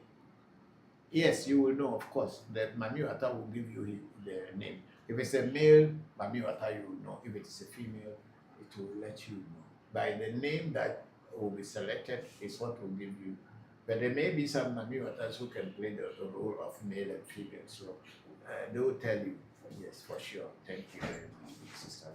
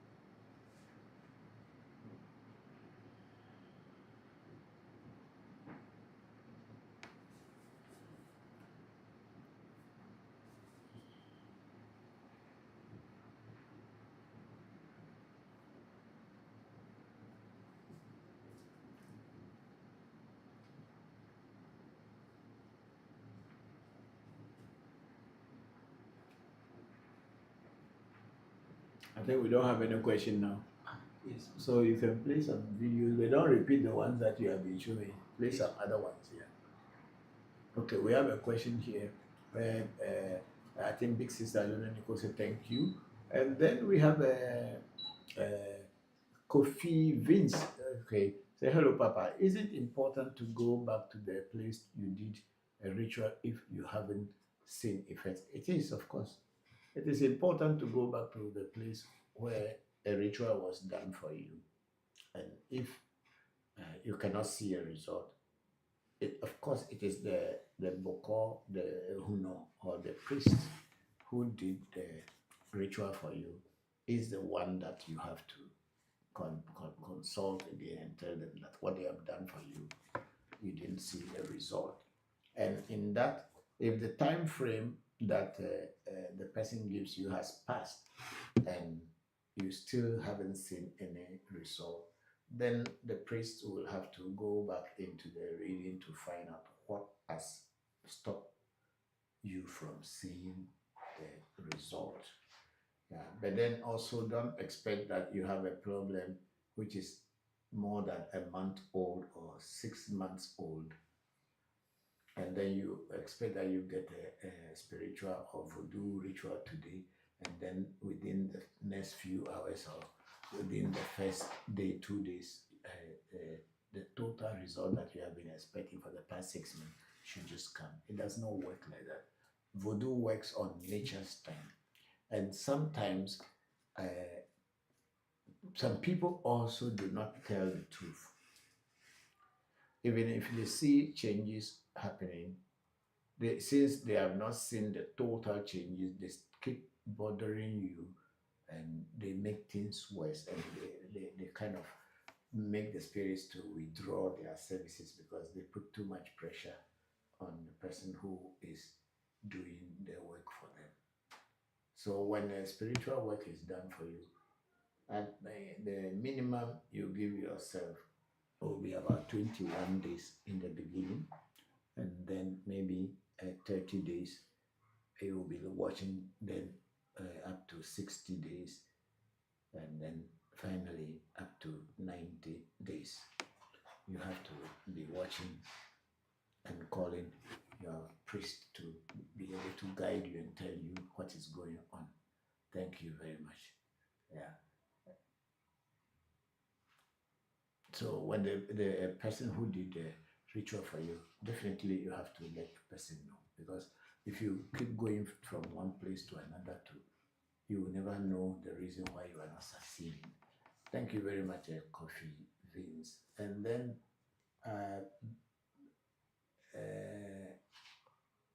Bokochi was also too much noise from the AC. Yeah, you know, it's a caterpillar. You have been here before, so Yeah, some people have given us some money, but it is not complete. We are adding money until we get enough. We'll buy a new air conditioner because now an air conditioner in Ghana, a good air conditioner is over $1,000. So we'll put money together and one day I'll put a new air conditioner here. Thank you very much. And it will not be noisy. This one is an old caterpillar. It's not small. Even we who are here, the noise alone is not easy for us. Thank you very much, Bokor Chibuzo. And then we have Big Sister Union because I could learn more about money because I wasn't aware of the money drawing aspects, Papa. Yeah, everybody is only interested in the money. In spirituality, majority of people are only interested in the money drawing aspect. And this is the truth that most people come to spirituality because they want to be successful in life. I didn't go to spirituality because I wanted to be successful in life. And that's why the money aspect of spirituality is what did not attract me. I mean, I don't know whether that's the reason why I am the way I am, but I wasn't attracted to money. I was attracted to power, where I can be able to have a say and my say would hold. That's what mine was. So there is definitely in Manuata, most people are drawn to Manuata because they want to be wealthy. Then we have a Big Sister and go again. He said, is that why people want to initiate into Manuata? Papa, yes, money, living deity. Yeah, okay. Yeah, it's because of money. A lot of people want to get into Manuata because they want to be rich. They want to be successful in life. That's why. That's why you see a lot of money people in the world. People Manuata. But you forgot that there are poor Manuatas also. If you are unlucky and fall inside the river of a poor Manuata, you are dead. Even the little that you have will go. You will only be using it to save the money and you will not see any benefit. Thank you very much, Big Sister Lunanico. We have somebody called Living Dating joining us, and Kofi Bin said, well said, Papa, I came for a reading and waiting about Mami.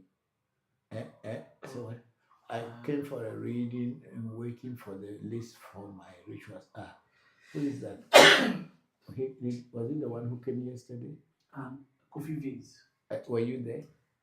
No, please, Papa, but I'll check. I think it's Kofi something.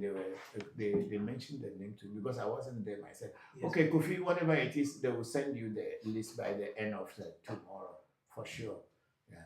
Thank you very much. I'm grateful that you came. Were you satisfied with our reading? I wasn't there. The children were doing the reading, but they are even better than me in some parts. So I hope you were satisfied with the reading of Africa Magic Temple. Thank you very much. Bokor, Kofi didn't give me the microphone. Why is it small? He set it up. Where?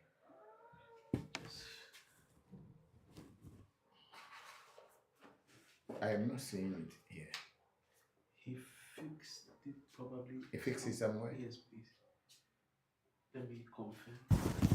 Okay, because it used to be here on the table with me. But I'm not seeing it, so I don't know whether what I'm speaking is very clear for people. Because they can be hearing me, but if it is very clear, it's another thing. I saw him that he was trying to do it somewhere here, but I'm not seeing the microphone, but it's okay. You put it on. It's clear.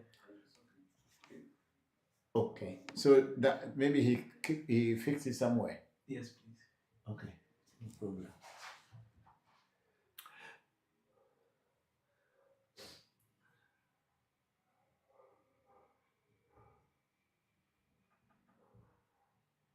Okay, so Bokor Chibuzo is saying in Lagos, say the voice is clear. Thank you, Bokor. I'm grateful. I don't know where Kofi kept it, but I think it's somewhere here. That's why everything is clear. I'm grateful.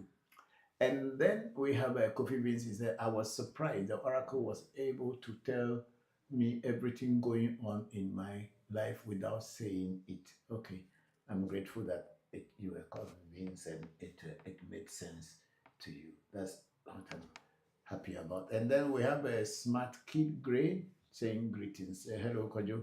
How are you? Thank you very much for joining today's section. I hope your health is okay now. I'm getting better. Yesterday I was in a hurry trying to go. I was going to a funeral.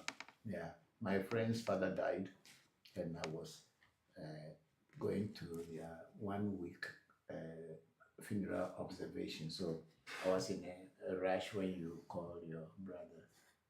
So that's why I couldn't. Hope you are fine. How is your health and how is your mom?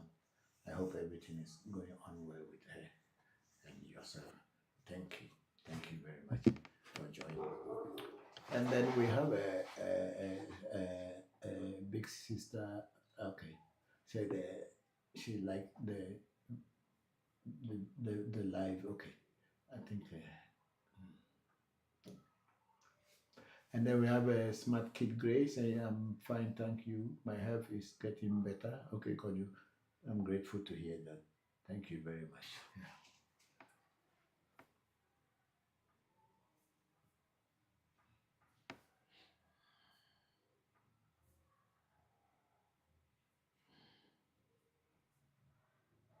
Okay, on African Magic Temple, we have a Ifayemi, Ayoriwa, Efua, which ones don't require shaving of head.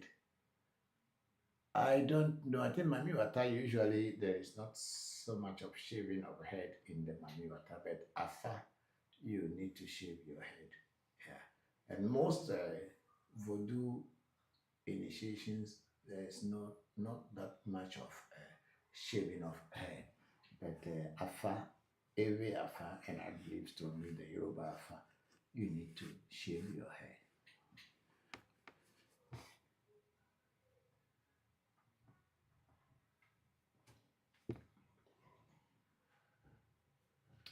Then Ifayemi Ayoriwa Efwa said, when the initiate comes, there are people asking here. I'm not very sure of your question, but if you can clarify that very question, it would be very helpful. And then Ifayemi Ayoriwa said, that's it. People think it is like a pill.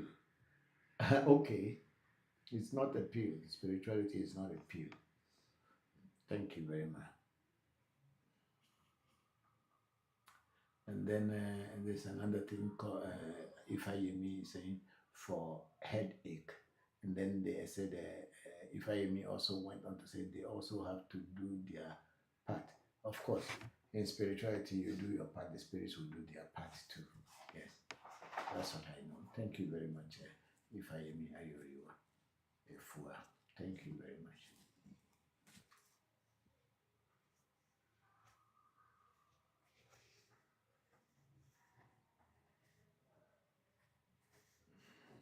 There is someone who is advertising here. I'm very sorry. I don't like people advertising their things on my program. Oh, is it not advertisement? Okay. It's not advertisement. It is just a Bamboo Eco Village Spiritual Center. It's in Bokor, Wele Doji, yo, Akpe Kakaka, Bamboo Eco Village Spiritual Center. Thank you. And then Ifayemi Ayoriwa Efwa is a yes, so true. Yes, so true. Thank you all for your understanding. And then EB Bamboo Eco Village Spiritual Center says your sound is very, very low. You need a microphone to get your words out. Okay, so call Kofi to tell me where the microphone is. I think, is he setting it on any of the DC here? How many is here? One. So where could the second one be? Because has it connected them? Yes, please. We are using the microphone. Where is it? Sorry for asking. Let me fix the second one. You need to.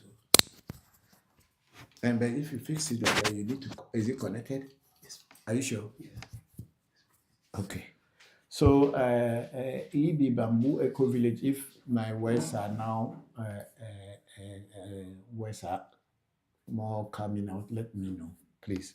Because we got one of the microphones. We were, I don't know where my son put the other one. I thought since you were saying it was clear, means he probably fixed it somewhere in the room where we cannot see it. Send him a message to come. Yes, please. And then DJ for Evans, they say, good evening, Papa. Hello, Evans. How are you? Thank you very much. How have you been? It's been a long time since we met physically. I hope to see you when my health becomes stronger and you are free. We can continue with our learning from you where we left off. Yeah. Kofi, Mawina. Yes. Tell him to come down. And then we have a Ifayemi Ayoriwa Efua say, I can hear now. Okay, thank you very much, Ifayemi. Thank you very much. Yeah. And then we have our brother Dinendra Thomas. Say, hello, how are you? Dinendra, I am okay. I am fine. I'm getting better every day. Yeah, much better. But today is that I'm just tired because I've exhausted myself since yesterday. And mentally, I am tired in my mind. But I will be here for a while. Thank you very much for your concern.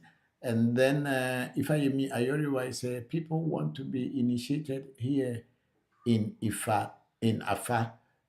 When you say here, you mean in the US? There are so many. If you say here, let me see if I miss a profile to see where she's.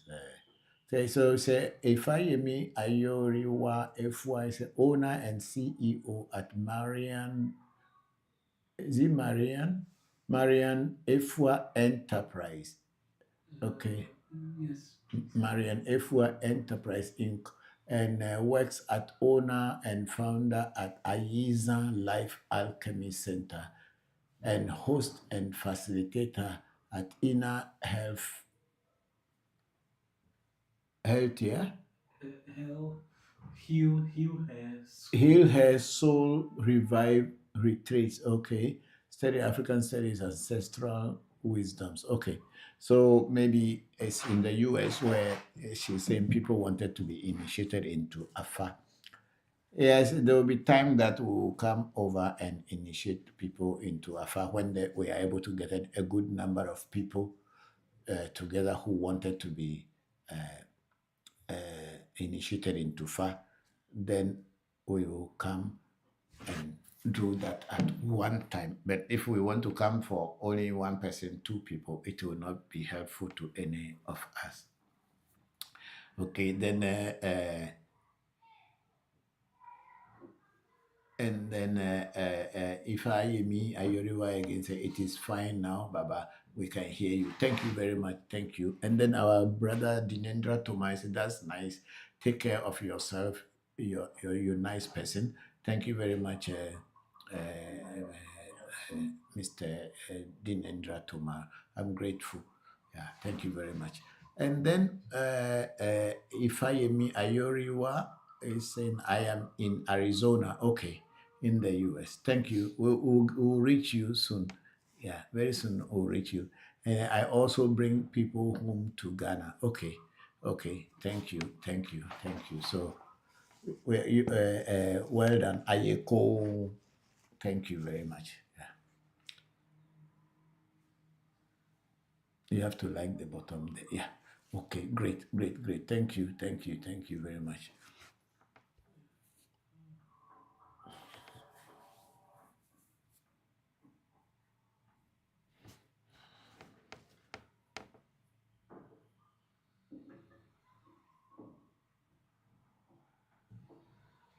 Okay, we have Bokor Chibuzo in Lagos. Say, Papa, I'm sorry to to leave now. I am helping my Oluwo to prepare for the coming Ifa ECC day. Okay, thank you. My regards to your Oluwo.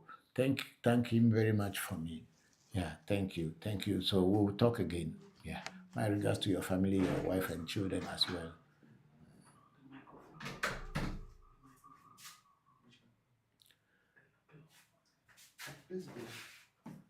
Where did you place it? There's only one. This one is the one that Bokor just brought. The one you took out, we don't know where you kept it. No, you don't want to confuse with that one. But he should look for that one. It's not here. You can check. You put it under the. So that's why people could not hear. It was under the this thing. So it shows that you are talking. People are hearing, but we can't find the microphone. But now it's here. We can. I can use the two. It's okay. Yeah. Okay. Thank you. So Bokor Chibuzo, thank you very much. Thank you, and my regards to your Oluwo. And then we have Bokor Chibuzo against General Ifa Day is on 19th and 20th of this month. Okay. We don't have those here in Ghana. Every shrine decides what they want to do. Because for us, it is not a religion. So each and every shrine will decide what to do with this. But since Ifa is coming from Nigeria, they may, for ages or centuries, have had the day that they celebrate all the Orishas. Thank you. We are also learning from you. Then we have Bokor Shamba Musa. I say, good afternoon, Papa. Hello, Bokor Shamba. Thank you very much, and thank you for joining the program. How is your mother, Mama Ekia, and your big brother as well as your dad? My regards to them, my overwhelming regards to them all. Thank you very much. About your program, as I said, I'm trying to figure out something. That's why I'm not giving you a full answer yet, but I will do. Once I put my mind around it, I'll tell you the right thing that we should do. Thank you. Then we have Quincy. Say, good evening, Papa. Is it true that having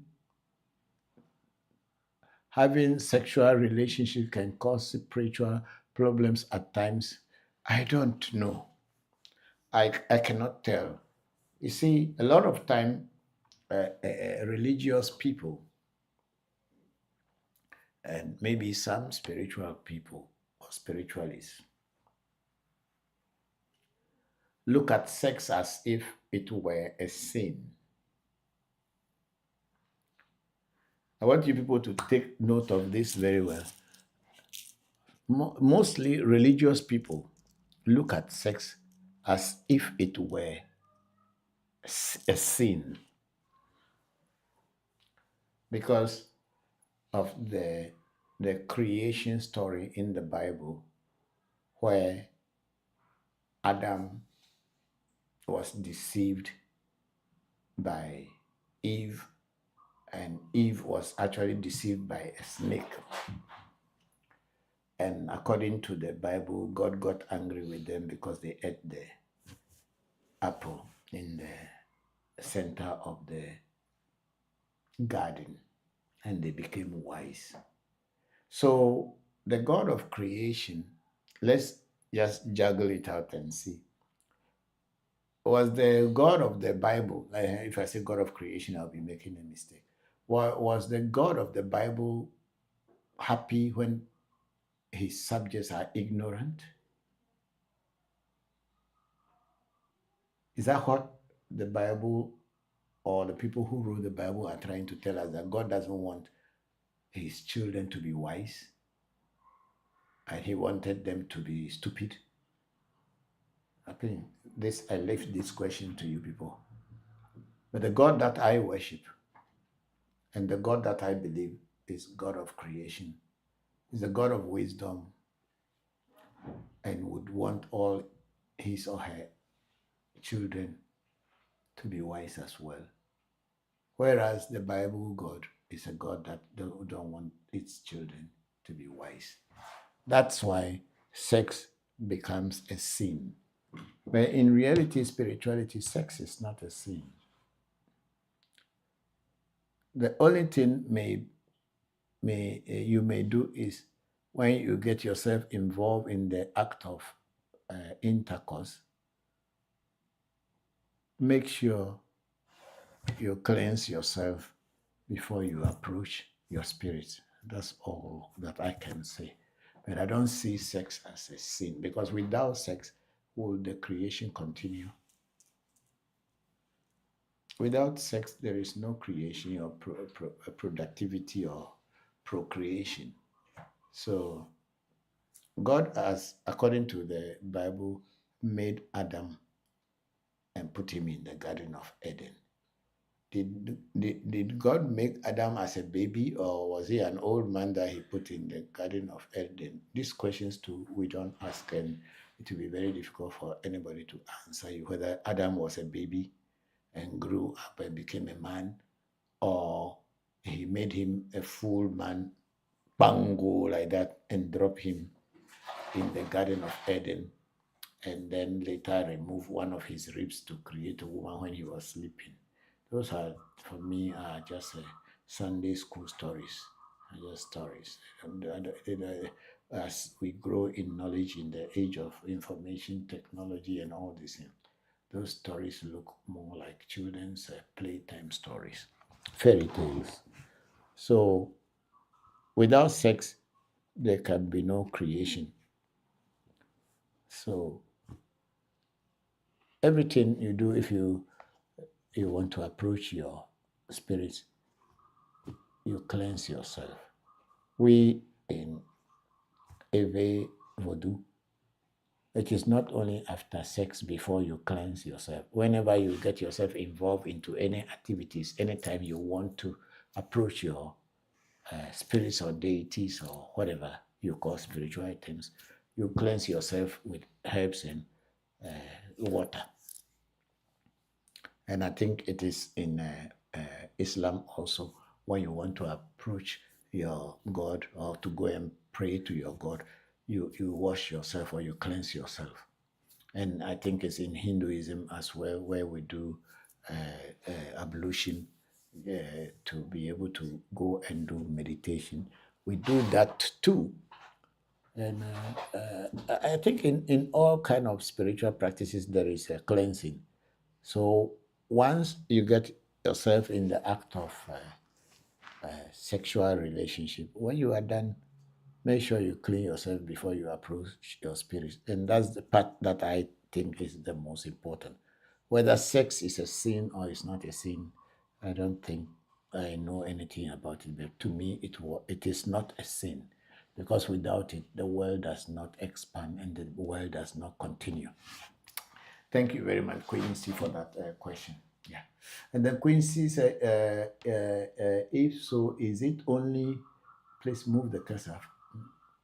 Is it, if so, is it only sexual relationship or any type of romance activities you may be having? I just think that anything that you have to do with human activities, even if it is after eating food, you need to cleanse yourself before you go to pray to your gods. After going to toilet, after urinating, at least you put your hands in water. If you have herbal water, fine, the best. If not, you just wash yourself and go. So it's not a sin to have sex. Yeah, let's move up. And then Shamba Musa is saying, I think to my whatever I said, no problem. Thank you, Papa. Thank you too for your patience, Shamba. And then Quincy says, what sort of general cleansing can you do other than general bath? Yes, just take a bath. Take a general bath. Take bath with soap. You are fine. Yeah. Once you bath, you are fine. Bath with soap, you are fine. Yeah, so let's check there. Listen.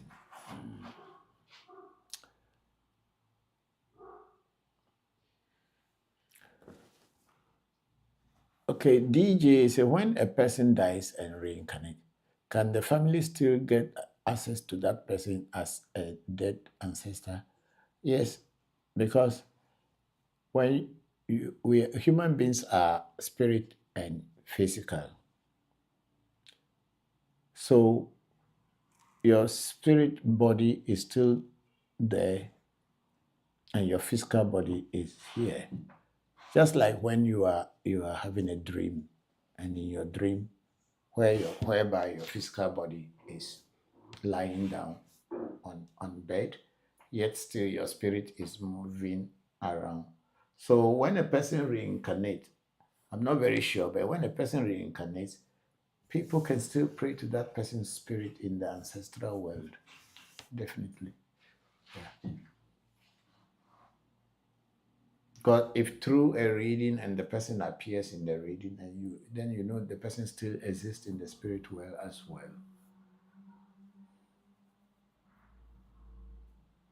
Because if you have ever had a dream that you are doing some things in your dream, and those things look so real and serious, that means it is your spirit that is acting in that plane, even though you are a physical human being. So yes, if people reincarnate, we don't know when people reincarnate. We can't tell. So for this reason, we as Africans, and maybe also some Asians, they pray to their ancestors and they pray for them to reincarnate. But even though they may have reincarnated somewhere, but we don't know, so we continue praying. Thank you. And then DJ went on to say, does deity speak with human voice? No, they don't speak with human voice. So wherever you go and you begin to hear a spirit speaking, not only deities, every spirit, even if you hear somebody told you that the spirit is speaking to them, or you are hearing human voice, like those people who say they are calling ghost, and then there you start to hear whatever they will be saying, until then they themselves again will explain to you. Spirits do not speak in human voice. Spirits speak to your mind directly. If your mind is very strong and you are having the sixth sense, spirits, plants, animals, all can communicate with you. They communicate to your inner self, or to your sensory organ. The extra sensory organs will be able to translate and understand what the animal or the plant or spirits are saying. Personally, I can communicate with plants. I can communicate with animals. So that's why I can say this, because personally I can. And it's not like the plant is speaking in my human voice language, but I know what the plant is trying to communicate with me. So also it is with animals. I can know what they are trying to communicate with me, and I follow and do what they want me to do or communicate. But to say that they communicate in a normal human voice, that is not true. They speak to your mind. Yeah. Thank you. And then Ifayemi Ayoriwa, if was a cleanse before ritual. Yes, we do cleansing before any ritual, normally. Unless, of course, you are in a situation where you don't have any time to cleanse. Okay, then we have the DJs. I skip your question. They say, is there a sin if there's no law? See, there are two things people do not understand or don't know the difference. Crime is different from sin. I don't know whether you people are getting me. Crime is different from sin. Okay. What is crime? Crime is going against man-made laws.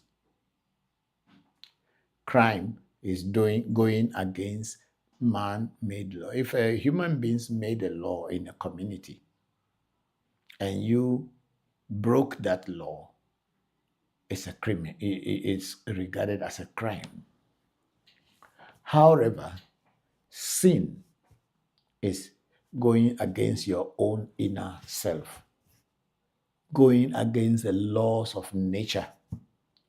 That's what is sin. Take, for instance, naturally, when human beings want to eat food, they take their hand and put the food inside their mouth and they eat it. No human being in good health and under normal circumstances would take food and push it through the nose to go in, because there's also a passage from the nose that goes into the stomach. But nobody pushes food through the nose into the stomach, unless, of course, in a health situation where the person's mouth cannot eat anymore. That is when the tubes will pass through the nose and enter into the stomach in order to feed through them. Sin is knowing what is good to do for yourself and probably to do for others, and yet still decide to do the opposite. Let's take, for instance, that alcohol drinking. There are some countries, they made laws that people shouldn't drink alcohol. So in that case, it's a crime if you drink alcohol because you have broken the law or the laid down regulation. However, if you are in a country where alcohol drinking is not a crime, but if you excessively drink alcohol to destroy your own liver, your kidneys, your pancreas, or your guts in your stomach, and you know that you are drinking and it's not good for you, it's not helping you, but you continue drinking, you are destroying the temple of the spirit, which is your physical body, the God that lives inside you. You are destroying the temple, which is the temple in which that spirit dwells. That is a sin, because you know that it's not good for you, but you continue doing it. Drinking alcohol is not a sin, but excessive consumption of alcohol to the point of destroying yourself becomes a sin. It's not a crime. You can drink one whole dram of alcohol, as long as you don't go to use the influence of that alcohol to attack anybody and cross or go against the law of the community. You have not committed any crime for drinking alcohol. But where you may commit a crime by drinking alcohol is they put some regulations that from certain age, certain people, or before certain age, certain people shouldn't drink alcohol. And when they are drinking it, they have to hide to drink it because they don't want the law to catch up with them. But you, by yourself, drinking alcohol, a matured person, and you know it is not good for you, you know it's not good for your body, but then you continue drinking or you continue smoking, you know it's not good for your your body, but you continue, or your mind, but you continue destroying it. That is what is called sin. It's not a crime. So a sin is going against man-made laws. A sin is going against natural laws, whereby crime is going against man-made laws. So DJ, think about it. Then if I me ayori say cleanse before ritual. Yes, we cleanse before ritual. And then if I me ayori wa efwa say always keep the area cleansed. Yes, it is. That is what they say. Cleanliness is next to godliness. Yeah, that's what we say. But please speak on spiritual. Move it up, let's see. Spiritual spouses. You know, generally, I don't believe in what people call spiritual spouses, honestly, because for me, it is more of a religious belief when people say people have spiritual spouses and they use that to be deceiving people. I don't believe there are spiritual spouses. I don't think so. However, if in your Odu or your destiny, there are spirits that you came into this world with. There are spirits that you came into this world with, which in Ewe we call them Taji Vodu, the spirits on your head. And when we say your head in spirituality, in this way, they are talking about your destiny. So in your destiny, you have certain spirits that you came into the world with. And these spirits are here to work with you because they had at one time worked with you in your past life. So you coming back into this life this time, they are also with you. But then you do not recognize them or you do not acknowledge them. Some of these entities, which are, we call it Ewe Vodu, and the Yoruba call it Ori, Sha, I mean the spirits which is in your Ori. Ori means head, and in Ewe it means Eta. So Orisha or Taji Vodu, as the Ewes may call it. Maybe in some people it's only one, maybe it is two, maybe it's three. Some people may have even up to about 10 Taji Vodus that came into the world with them because it is coming from their past spiritual experiences. And when these Taji Vodus are in your life and you do not acknowledge them, they begin to act in a way that will force you to find out about them. So maybe there is a mommy who is in your destiny that you are supposed to work with Mami Watas.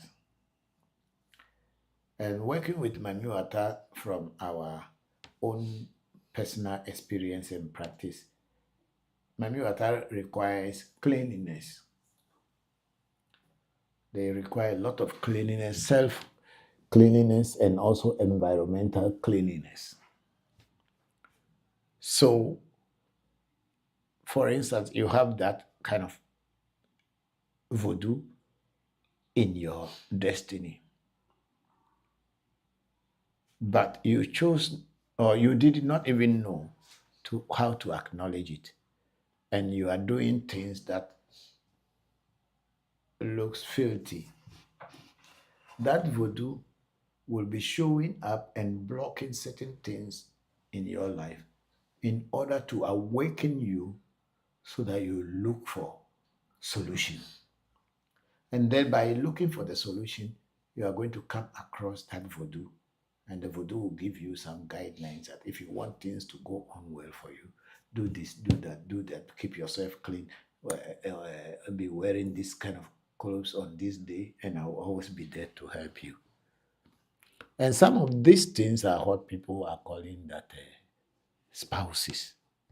They are calling them, let me see the question again. Spiritual spouses.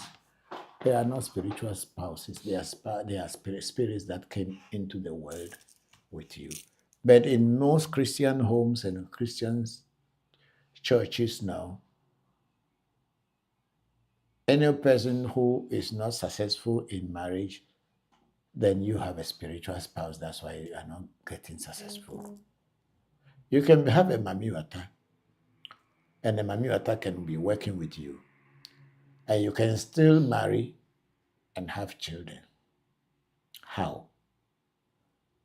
The Mamiwata will give you days that you should be cleansed and avoid having human sexual relationship contact. And it is not that the spirit is coming to have sex with you or anything, but the person feels that if you are going to be involved into human beings and at the same time they are spirits, maybe the person you are involved with, the person's vibration and your vibration are totally two different vibrations. And then when you you get yourself involved in this a human sexual relationship, that vibration from your partner may affect the spirits working with you for the spirit to interact with you and be able to teach you and guide you. So the spirit will usually give you certain days and tell you that, okay, on these days, please be free so that I don't have any human spiritual romantic relationship. Create that day for me so that I can work with you. And most people say, oh, if they do so, that means the spirit is married to you. Spirits don't marry people. They partner with you and you work together. But in the layman's understanding, they call it marriage. So I don't believe in any spiritual spouse. But I believe that there are negative spirits who sometimes try to invade your sexual relationship. Yeah. But I may not call them spouses, like most of these Nigerian movies are always acting. Most of them are being given money by Christian organizations to act in order to continue fooling and driving us away from our own traditional spirituality. That's all that is going on. And the majority of the people, I'm sorry to say, are stupid. And they just follow because people are looking for miracle. There is nothing called miracle. If you see anything called miracle, then you know it's a scam. God works through nature, and God works in natural ways. Why, if people can do miracles, why don't they go on the street and be helping everybody? Or go to hospitals where there are sick people, healing them as they go on? And they have to bring you to the pulpit or bring you to the altar before pastor can heal you. Even pastor is living in your house with you and you are sick until they bring you or they brought you to the altar where everybody will see that he's healing you before you will get healed. I hate fake life, but that's what is being celebrated in today's spirituality. If you are not doing miracles, you don't see people following you. But for me, I'm not going to do anything called miracle. I'm a professional magician already. I go on stage and entertain people and they pay me for it. But when I sit down to do my spirituality, I do spirituality and you pay me for that. But I'm not going to come and be using stage entertainment magic and be practicing it inside my shrine. No, we don't do that at African Magic Temple. So if there are spiritual spouses and people are expecting miracles, that's why all these Christians are always talking about these spiritual spouses. And you see it in most of Nigerian movies and African movies because they want you to live your reality and continue dreaming. Thank you very much, Ifa Yemi Ayoriwa Efua. Yeah, because the name Ifa Yemi Ayoriwa is Nigerian, and then there's the Efua, which is Ghanaian. Anyway, you say you bring people to Ghana. I'm happy to hear that. Yeah. And then I have Ifa Yemi Ayoriwa Efua. I say, yes, so okay, I don't know what you were saying that yes or too, but thank you very much for your beautiful questions. And then DJ say, thanks for the explanation on sin. It is very clear. Thank you very much, Evans, for that. I'm grateful. And then Then if I hear me, if I say, yes, Baba, I am with you. Thank you very much. And then we have Zoe, Zoe Griffin, I think so. But my technical man has just gone out, so he has to come and move the cursor so that I'll be able to see what is there, and then I can continue. So please just hold on a second. He will be back in a moment. Thank you all very much for your beautiful questions and comments.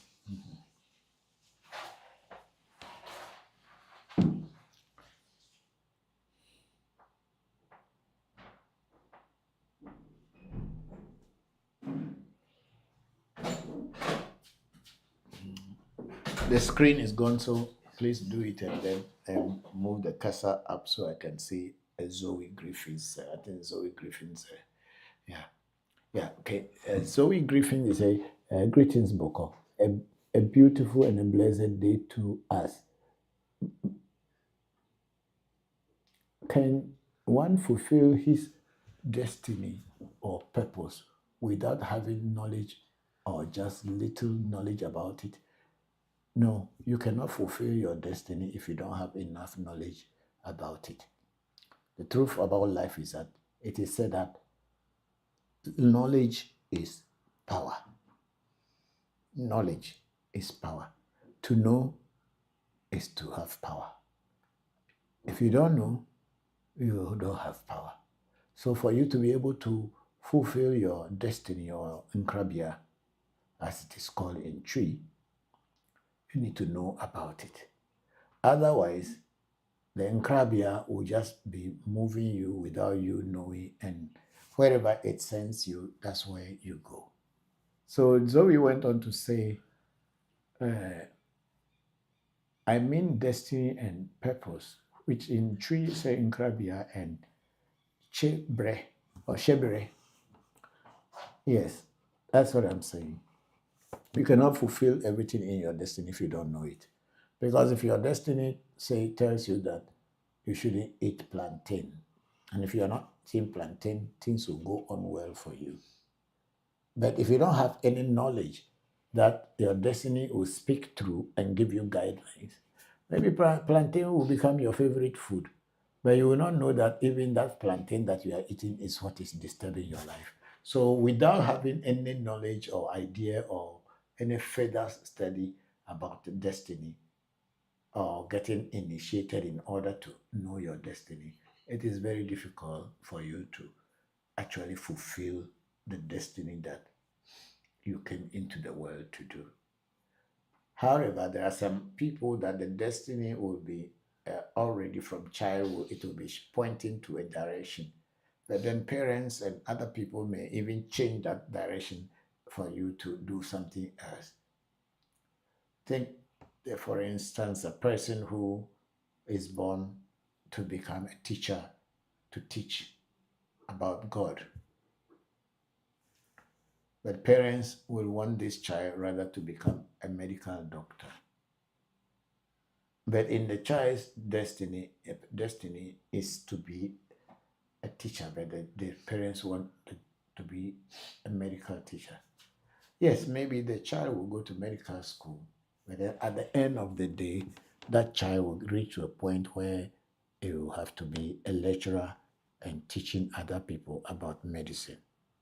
But had it been from the very beginning that the parents know that the child is supposed to talk about God and teach humanity about life, they would have encouraged that child in that direction, and they would not have wasted their chances and time.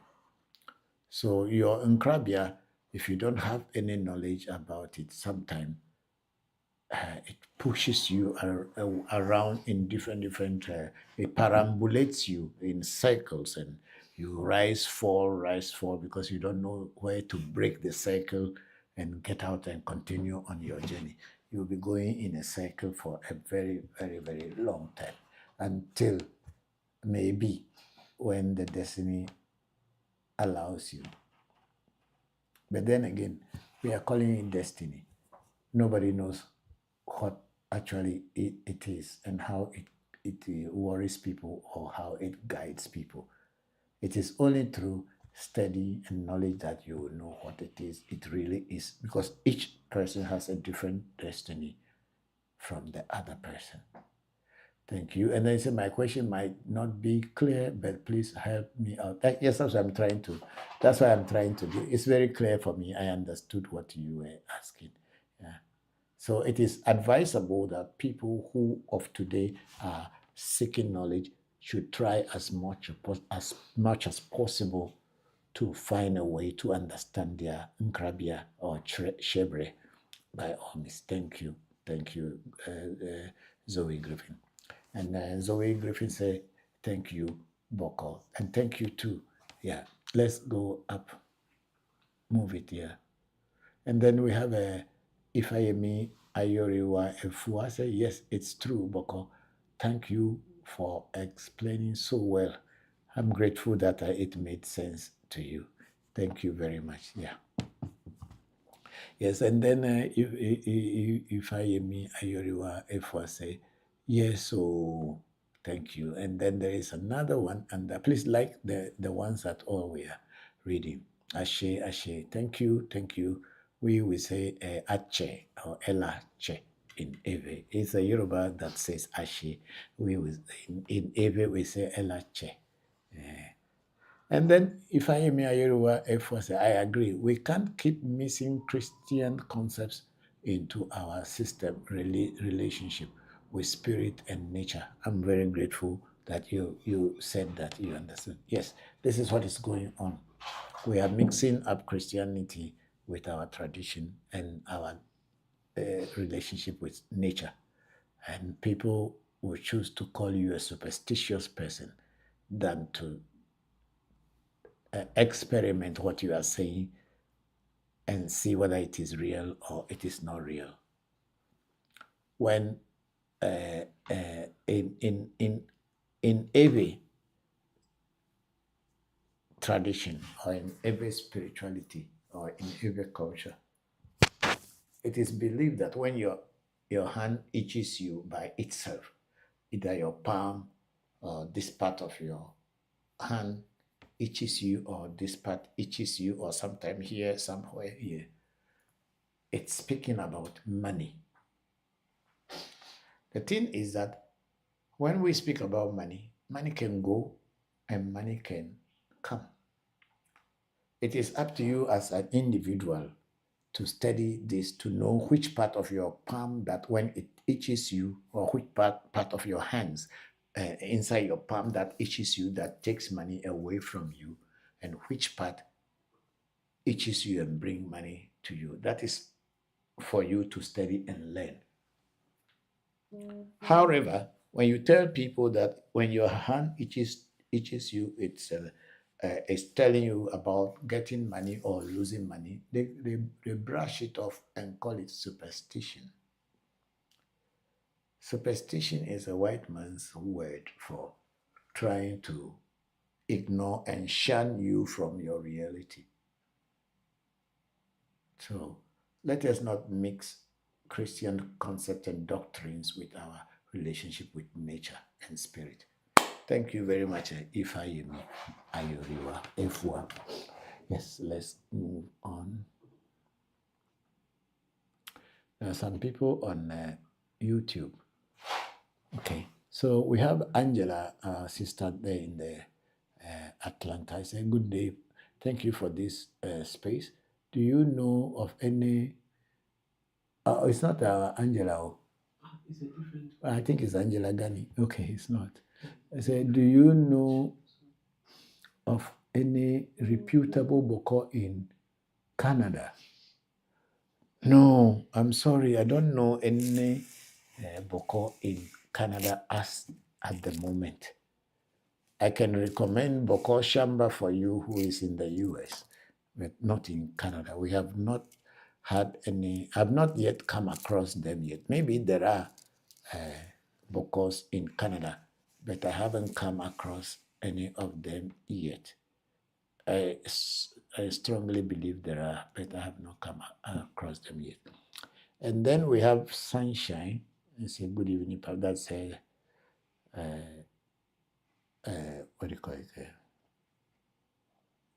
Sunshine, Sedem Gavwa. Yes, send them there. Said, good evening, Papa. Good evening, everyone at AMT. Hello, Sedem. How are you? It's been a while. I hope you are doing well. Thank you very much. My regards to your mom. I'm grateful that you joined today's section.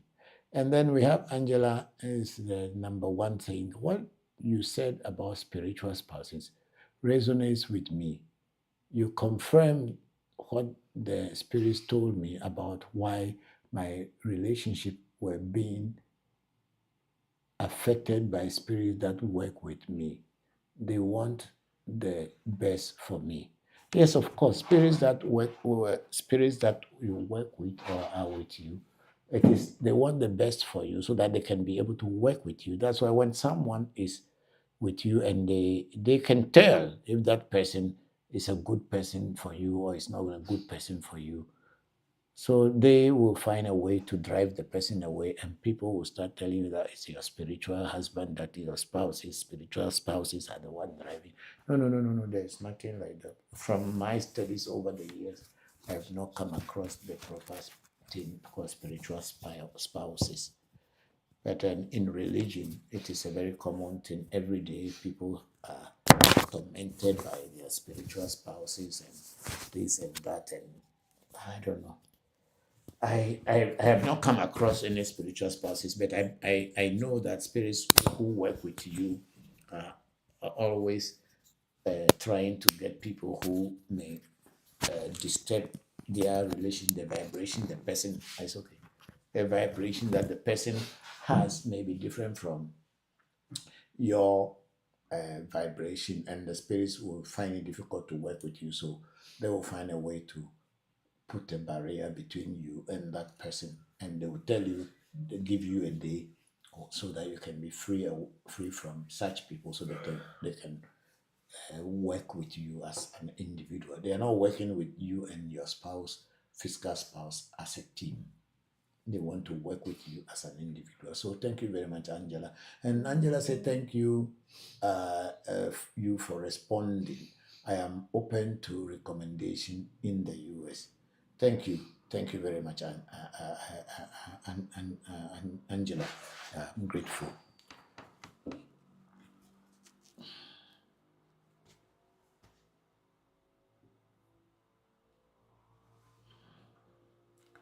And then we have Mamishi Bubuneta Makrose. Greetings, Papa. Is there anything one can do to have a strong mind to be able to connect to spirits?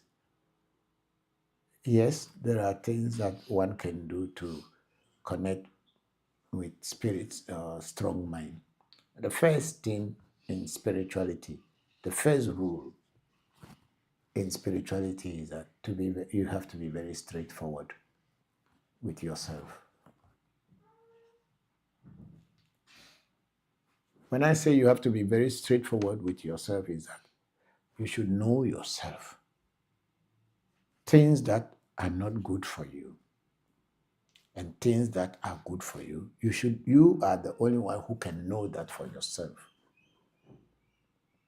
You must be truthful and be honest to yourself. Once you are honest to yourself, your inner self, which is your destiny, or the God inside of you, or the deity inside of you, will start to grow. Because if you know that doing certain things will not work well for you, don't do them. For me, Christopher Voncujovi, who is a teacher here, your host, I have studied myself from childhood, and I know certain things that I know are not good for me. One thing I know about myself from my childhood until I grew up to this point is that when I say something, and whenever I say something, it happens. So for instance, I am here and someone is coming to see me, and I don't want to see the person. Instead of me opening up and telling another person or whoever, that tell that person that I don't want to see them. I didn't say so, and I say that, oh, they should tell the person that I am sick. Moment I say that, I'll get sick. Within the next 24 hours, I must be sick.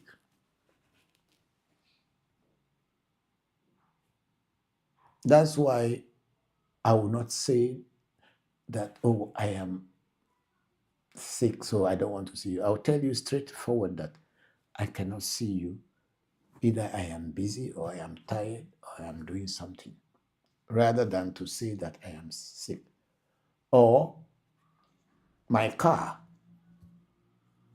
if I want to go somewhere or they invited me somewhere and I cannot go, and I say, oh, because my car is giving me problem, that's why I cannot come. Within the next 24 hours, my car will have a problem. And I will have to pay money to fix it. So I study this thing about myself from my childhood. So that's why sometimes maybe I am too bold to tell people things in their faces straight away. And a lot of people do not like it. And this is also one of the reasons why I left Christianity, because there's too much hypocrisy in Christianity. If you are not a hypocrite, you cannot practice Christianity successfully. If you want to practice and be called a good Christian, then you must be a hypocrite. And I cannot stand it. And for this reason, I left Christianity. But of course, Christians, they themselves do not know that they are hypocrites. Generally, religious people are. So, if you want your spirit to be strong and to be able to connect with spirits and work with them successfully, be straightforward with yourself. And the spirit world and nature will open their doors to you. Thank you very much, Mamisi Bubune. Thank you. And Bubune Tanoklu, Mamisi Bubune Tanoklu say thank you, Papa. You are very much welcome. Thank you. Okay, let's see, look at other platforms. I don't know, I'm gonna look very tired. Yeah, so let's finish up and go and.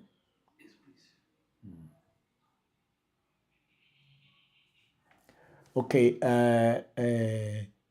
Angela, I say, how can I get the information for the Bokor in the US? Should I send a message on WhatsApp? Okay, Angela, he's already on this program on TikTok called Bokor, Shamba Musa. Shamba Musa. He's on TikTok. He has greeted me already, so you can respond to him on TikTok or even on the YouTube. That's YouTube. You can just say hi to Bokor Shamba Musa, and I believe he will get back to you. But write the name there. Bokor, just Shamba Musa is what he is using. So he's my Bokor in the US.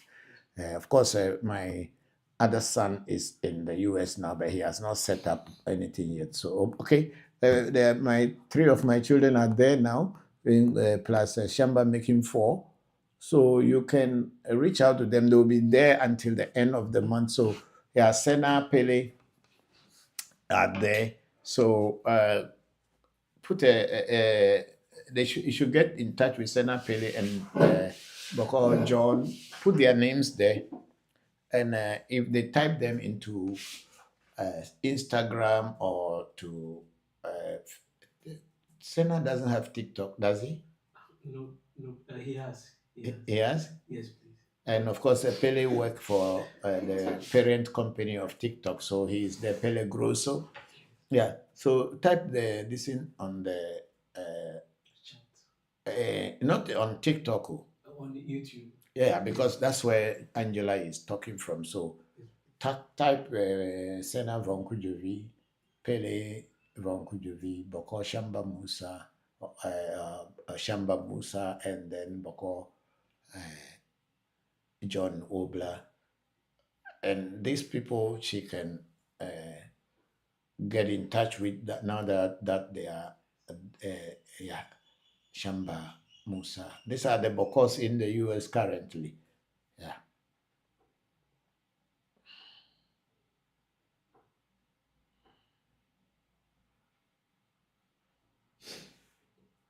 Okay, so Angela is saying that I don't. Okay, before we get to bottom,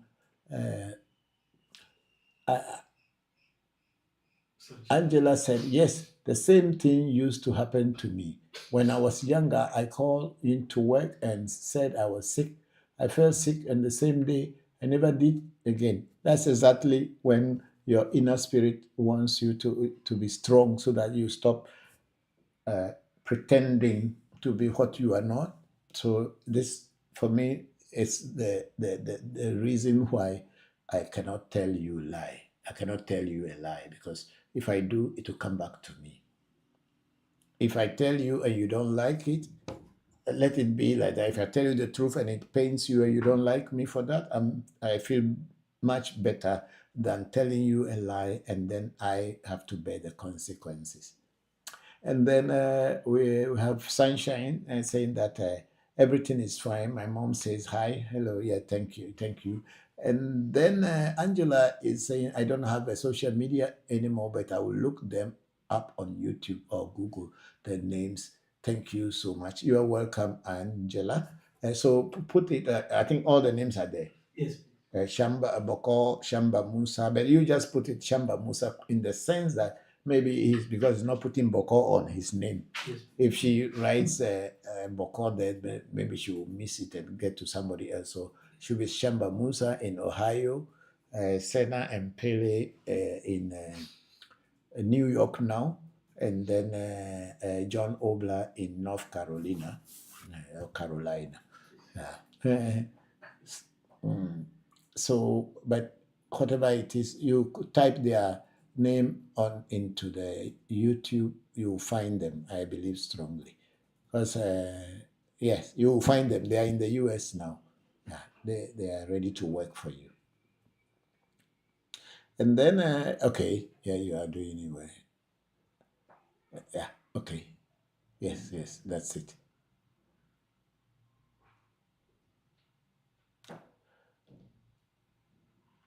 Okay, Angela is saying New York is very close. I may even be able to drive to them from Toronto. Thank you. Yes, they are going to have an evening of meeting on the 24th of this month. I think it's in New York. They will be showing some of our movies and videos. So please contact Bokor, contact Senna Voncujovi and Pele Voncujovi, because they will not stay there in New York forever. So contact them, and if you have a chance to go and meet them, it will be fine. They have a program coming on ReVodution, Voodoo, Education, African Magic Temple in New York, and they are inviting friends and sympathizers to come and join them. Thank you very much. Okay, so where are we now? That's it for this one, right? Yes.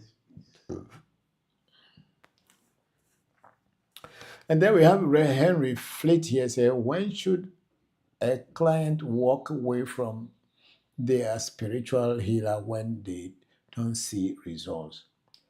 I cannot tell. It is up to you and your teacher or your spiritual healer. It is you who will decide when you want to walk away. Because there are certain times that your teacher may do everything that he or she knows, but it is not working for you. Sometimes it's not the mistake of the teacher. It may be your own mistake, but you may be blaming the teacher because what you were expecting from the teacher is not working for you. And you may be blaming the teacher that he or she is not doing a good work for you. Sometimes it is you who is blocking your own chances. That's why you have to do another reading from different people and find out what is wrong with you. Why is it that if someone is doing things for you or your teacher is doing things for you and it is not working. Sometimes we as human beings, we envy ourselves. Afa will tell you that you envy yourself, and you will say, how can I envy myself? It is not possible. But it is very possible. If you are a person who does not appreciate little things, who is only ready to blame the other person and is always criticizing people, and you don't see anything wrong with you, and even if things are changing in your life, but you want to see a total change before you realize that the changes are taking place, Afa will tell you that you envy yourself. Means you don't show gratitude to the little things that happens to you. And sometimes that behavior or character may block you from receiving spiritual gifts and spiritual protection, because you don't show appreciation to any good thing that comes to you. So it is up to you to find out when you want to leave your healer or to stay with your healer. But I will advise you to find out from your teacher that why is it that when he does things for you, you don't get answers? Or whatever people do for you, no result. And you can check from other spiritualists or other people who can do good consultation in order to give you a good answer. Sometimes it's you yourself. Sometimes it may not be you, but sometimes it is we ourselves that block our progress in life. Thank you very much. And then Henry Fleet was a good afternoon, by the way. Thank you very much, Henry. Good afternoon to you. Thank you. Yes, let's go ahead.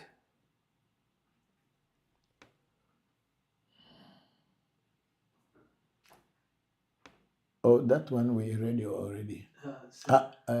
We read those things already. Sila, no, I have not read that top one. Alison, go up. Okay, Alison, bring it down small. Let me see the top. Is that the last one? Is that the beginning? Yes, please. Okay, so Alison Carey Ransom say enlightenment and wisdom. Oh, thank you very much, Alison. How are you? Thank you very much. We did your work recently, and I am expecting to get feedbacks from you. Whatever is going on, please let us know. I'm grateful. Thank you.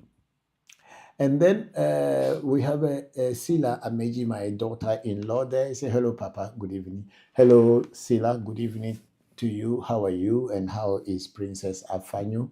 I hope she is fine and all of you are fine. Thank you very much for joining the section. And then Sila went on to say, please, is it late? Oh, okay. Sila said, Papa, please, is it late for a 60-year-old to know and follow his blueprint? No, you can even be hundreds years before even getting your blueprint. It's fine.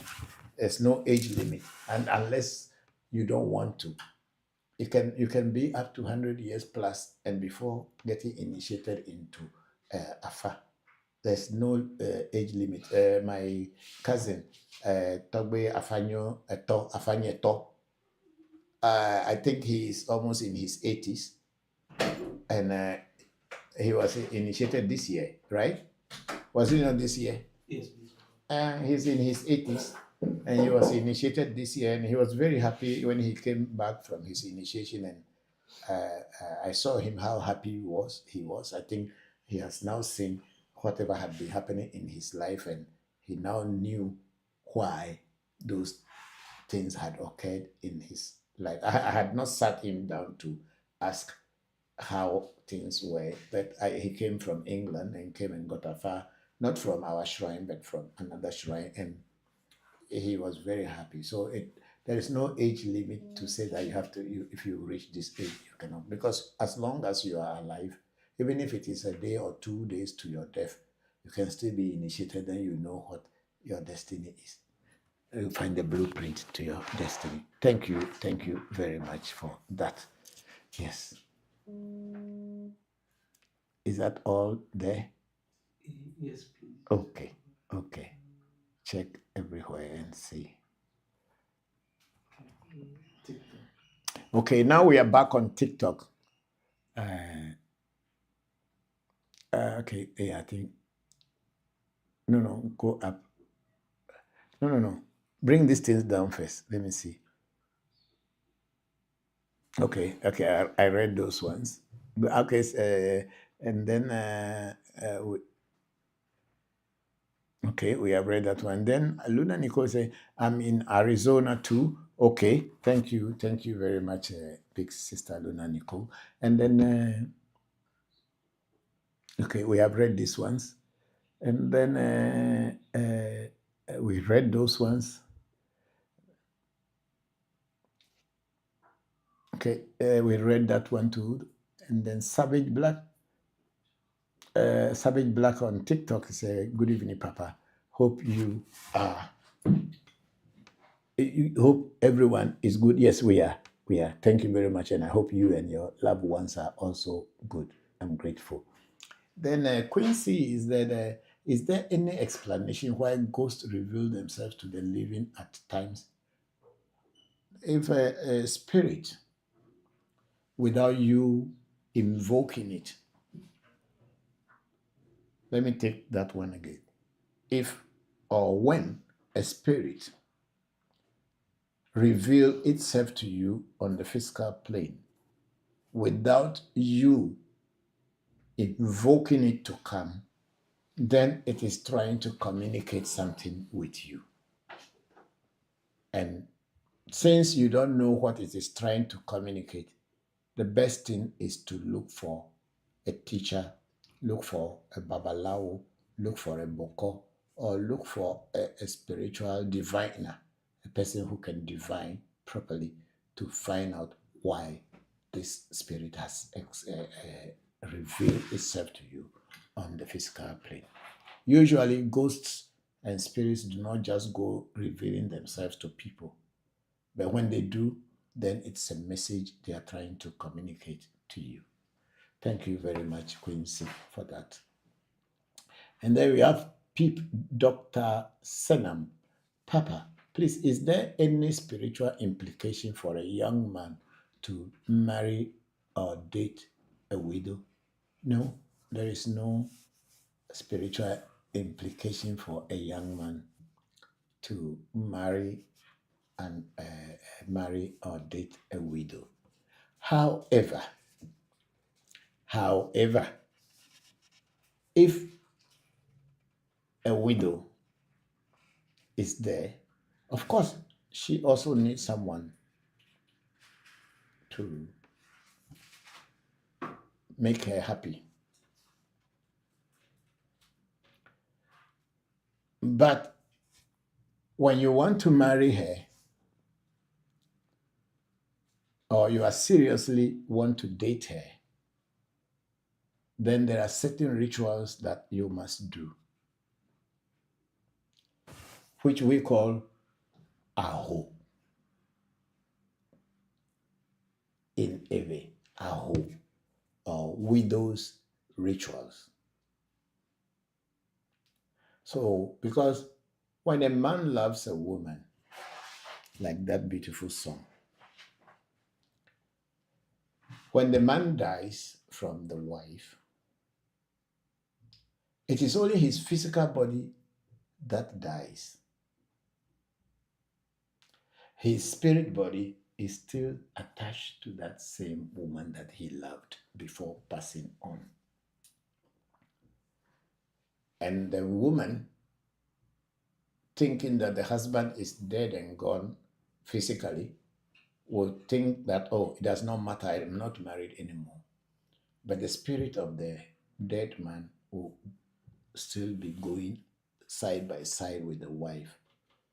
And if you are a young man and you are not well prepared, you will die. Because the spirit of the man who died will be jealous that you are trying to take his wife, and he will destroy you. That's why the Ewe said, "Devime moa ahosio." That's one. Second, you don't know what were the causes of the man's death.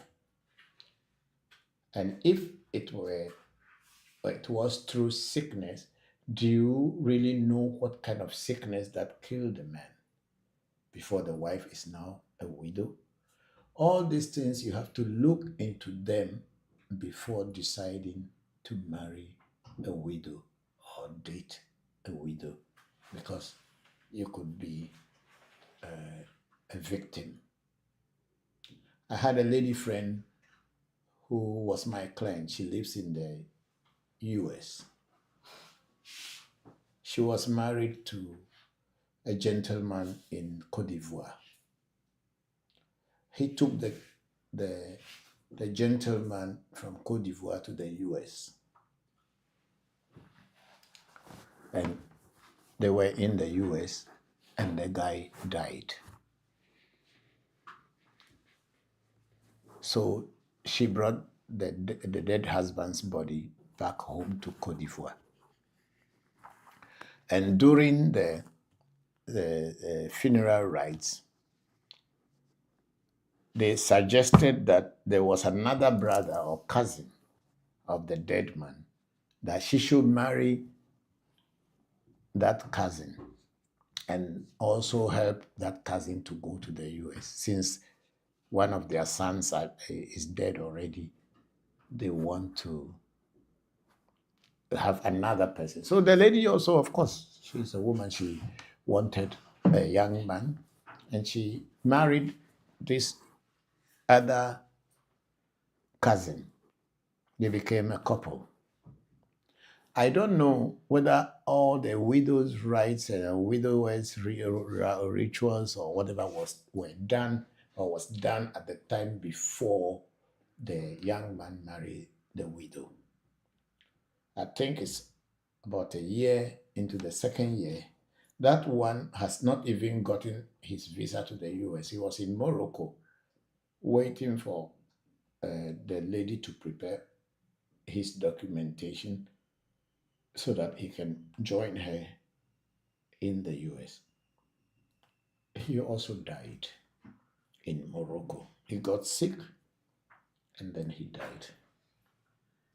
So now the family began to attack the lady, that she is the one killing them. And they were asking her to bring the young man's dead body from Morocco to Cote d'Ivoire.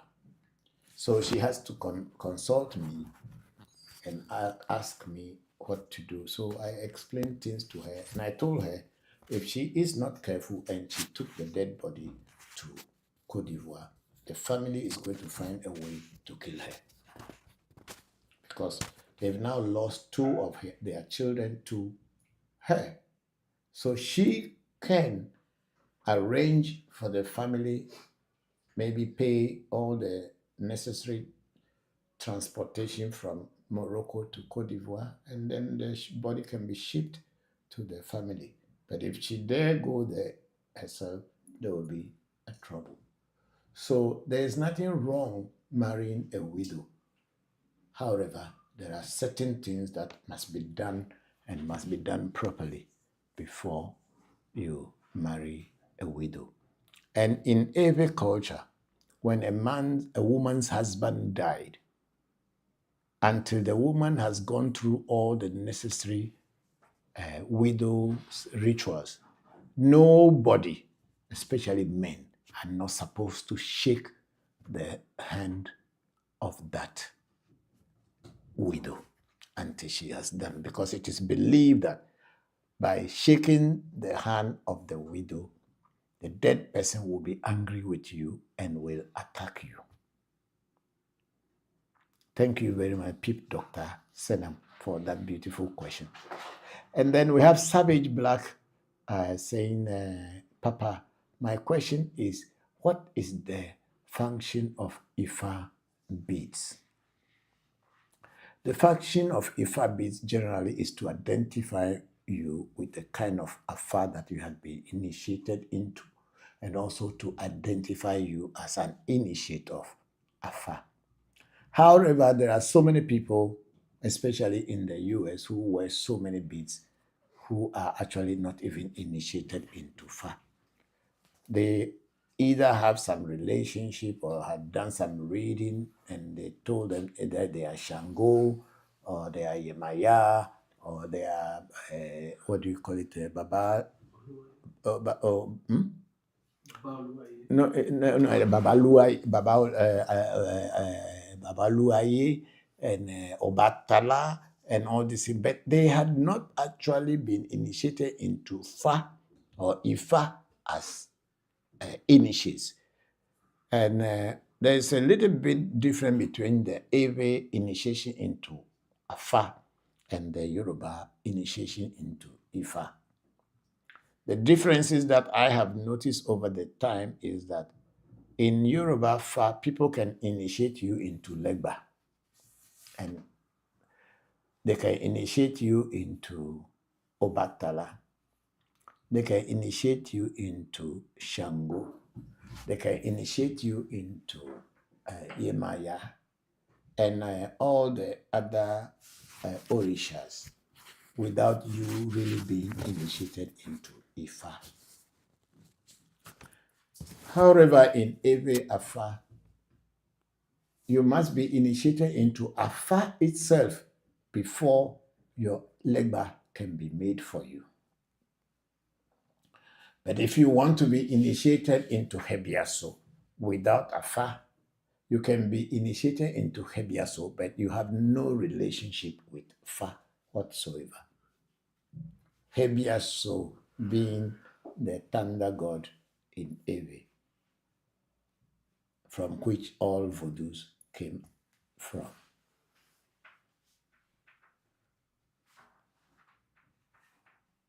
So Hebiaso you can be initiated into Hebiaso, you can be initiated into Ajakpa, you can be initiated into Ade, and all the other Vodus. Then you are only practicing Voodoo. But for you to be able to be initiated into Agbonu Legba, which is Afa Legba, without you being initiated into Fa first, is not a part of Ewe Afa practices.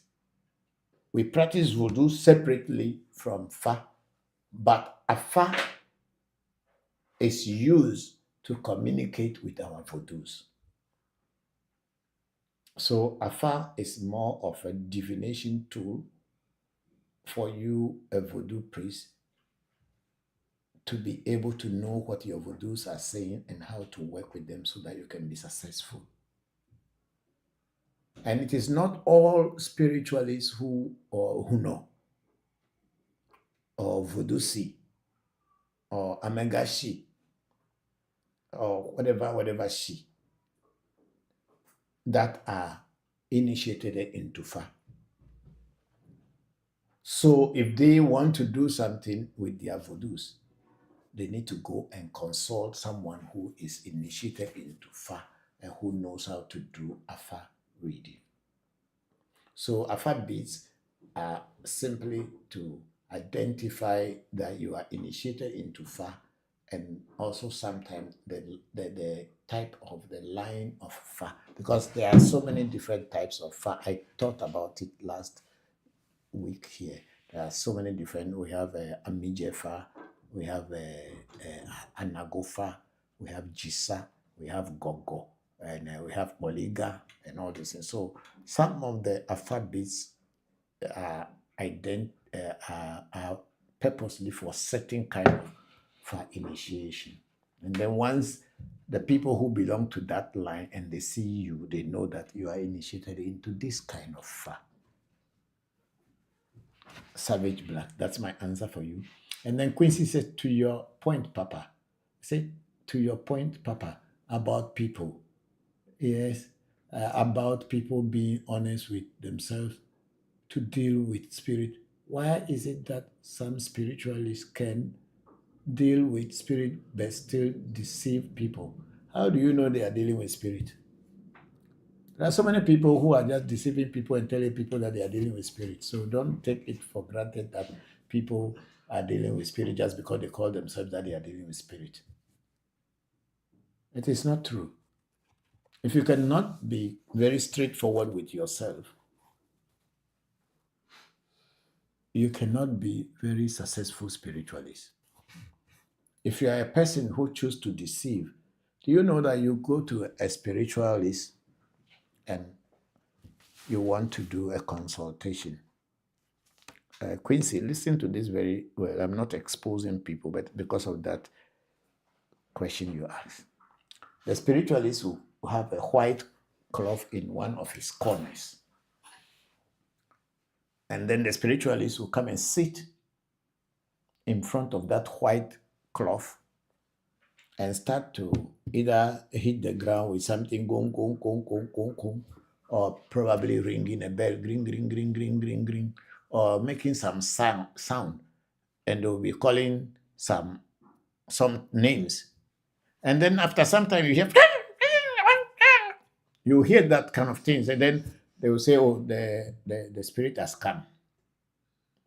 And then you say, then the Huno or the whoever is the spiritualist will tell you that they are asking you that, are you fine?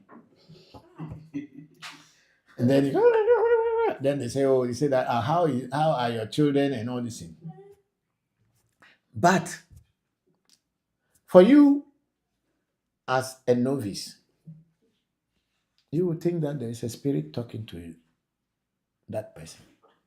But the reality is that the same spiritualist who is calling spirit is the one using ventriloquism, speaking through the throat.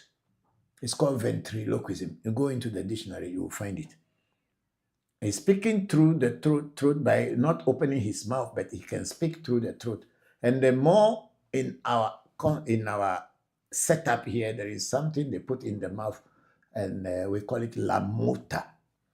And they'll be blowing this in through it, and they say that the what do you call it, the dwarf or age is around.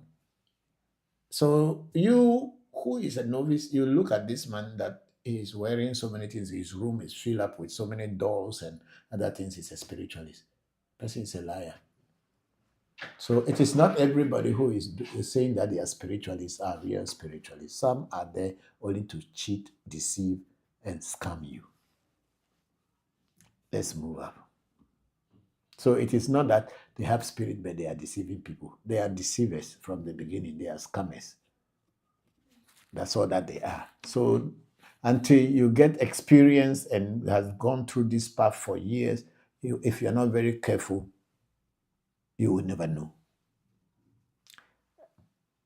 And then we have a user with the ending of this 0370. Aboye Aboshise, Papa Christopher and family. Thank you very much, Bokor. Elebolu, Iboya, Elebokichi, Akpekakakaka. Thank you. And then same, they say, Papa, you, and then, okay, I am good.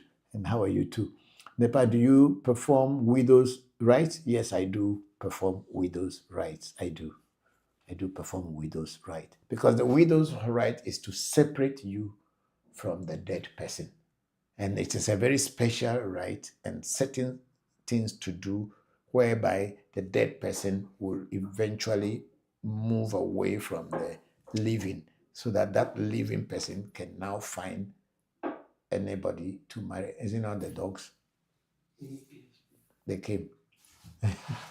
So then the living person can now find a partner, and that partner would not be scared away by the dead person. We know, yes, I do the widow's rights. Thank you very much. And then user 0370 says, until the widow's rights are performed, there will always be issues with the couple. Yes, exactly. There will always be issues. They may not stay together for long, or even if they do stay together, there will always be issues. They will be fighting, quarreling, and having misunderstanding. And it is believed in every culture that it is the dead person who is trying to disturb them.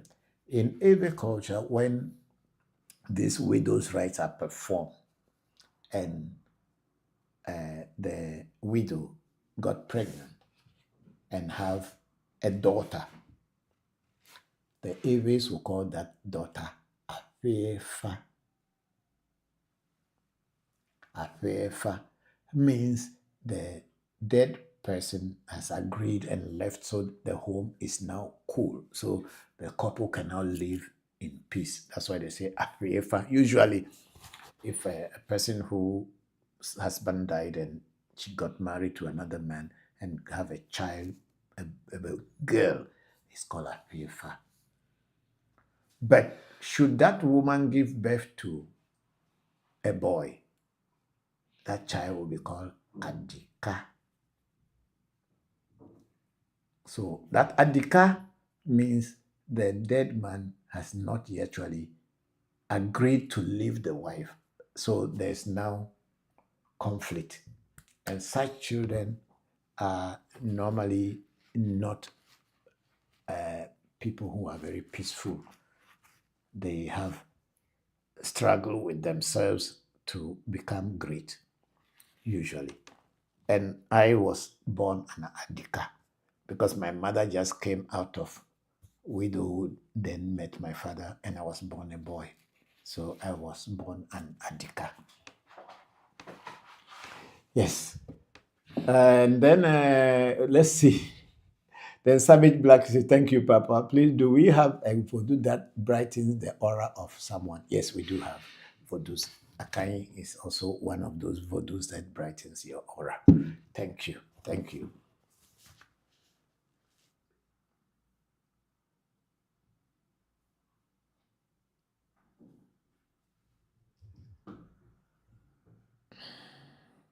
Okay, we have a Mamisi Bubune say, Papa, Papa, please.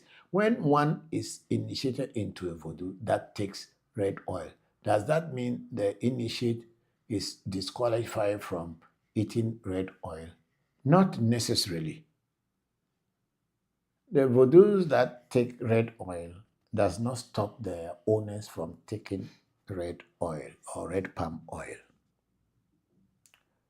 However, in certain Afa cycles, especially in Anagofa, the real Anagofa that comes into Ewe land, most of the people who practice Anagofa, and if they want to be really successful in their spiritual practices, do not eat palm oil, even though their legba may eat palm oil. But their Afa Hunku, the Ikins or the kennels, do not eat palm oil. But there is some other Anagofa people also that I have dealt with. They eat palm oil and they pour palm oil on their Hunku. So it depends on which teacher is teaching you. And when you learn from this teacher and when you are practicing and your life is moving on well for you, then it's fine. But if it is not, then you ask questions. Yeah, so for us at our listen, I have been initiated into Jisa, where they use red palm oil to feed the Afahunku and all that. But we were still struggling until we met a Nagofa who also was using a red palm oil to a point, and it is still, we were struggling until we met another Anagofa people who later told us that palm oil or red palm oil can be given to spirits, but it should not be given to your fa, and you yourself should not eat it. And when we started following their direction, we have seen progress. We have seen success. We have seen a lot of good things happening. So if your voodoo is eating palm oil, that does not mean you should actually stop eating it. But if you have been advised not to eat it, then please do not, because it is for your own good. Thank you, Bubune, Manisi Bubune. Yeah. Okay, please, let's see what is there again, because I want to stand up.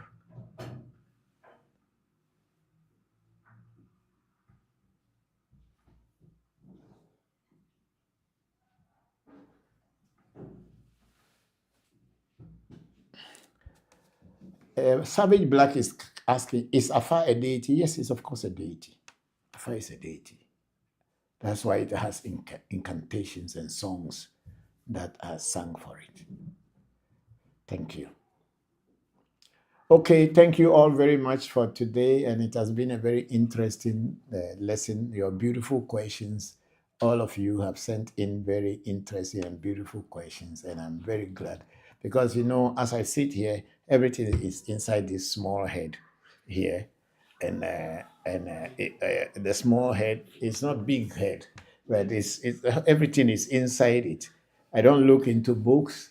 I don't read before coming to teach. But the things that I have learned along the way in my life is what I teach you. The experiences that I have had during my life's journey is what I teach. So whenever you're, but I'm going to read all of me. You know, but you know, no, tell Senator to go. Go and tell the people who are shouting outside that I'm still not yet done. So whatever is in my mind is what I teach you, and I will not make a mistake because I have experienced everything that I teach. Thank you all very much for being with me until now. I wish you all a very blissful and successful new week. May the ancestors continue blessing you and make you all great. And I pray and hope that one day we will all meet in person. Thank you all very much. Akai dakpelo tabu jopata medakpe afana gonu medakpelo o meyo afana gonu afagbo majizo pepesu pepele tomoso le medakpa bidi meyo pali gbe meji eku meji woli meji ti meji loso meji ngoli meji abla meji akala meji guda meji sa meji ka meji trupe meji tula meji lete meji che meji fu meji pali che tula meyo klevo vide ko kwa tabado obo ma tabado nyade ma ko ene dilo dakpe abochi sakraka abecho ababe adogo o kotoko lironko kunuma kuwa gbere tobe yo ale acho o franta mani o fefini nkuma bisinkra o kofito jabaku o chotua koficho hen kofi atra kable go dogo meko ahalo ya wele doji tobe tuji ahana dagbe. And then we have somebody in, I saw someone and no, not a Bubune saying thank you. And then we are here. We have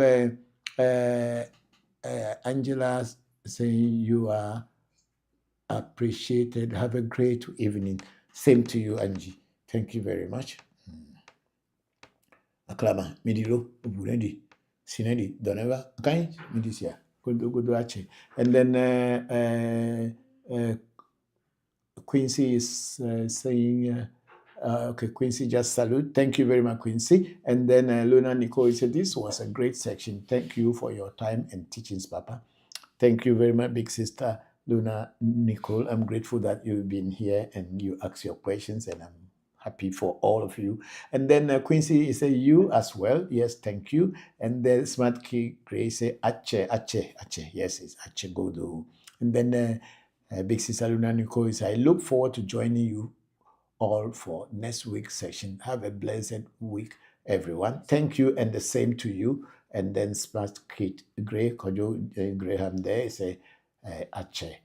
Thank you all very much, and may the ancestors and the gods of our lands continue to bless and open doors for you all, give you all good health until we meet again next week. Bye-bye for now. Did you know there's a Voodoo shrine in the heart of Accra? This is African Magic Temple, a Voodoo shrine led by Bokor Christopher Voncujovi, a renowned Voodoo and Afa priest who also happens to be an OG international magician from Hohwe, Ghana.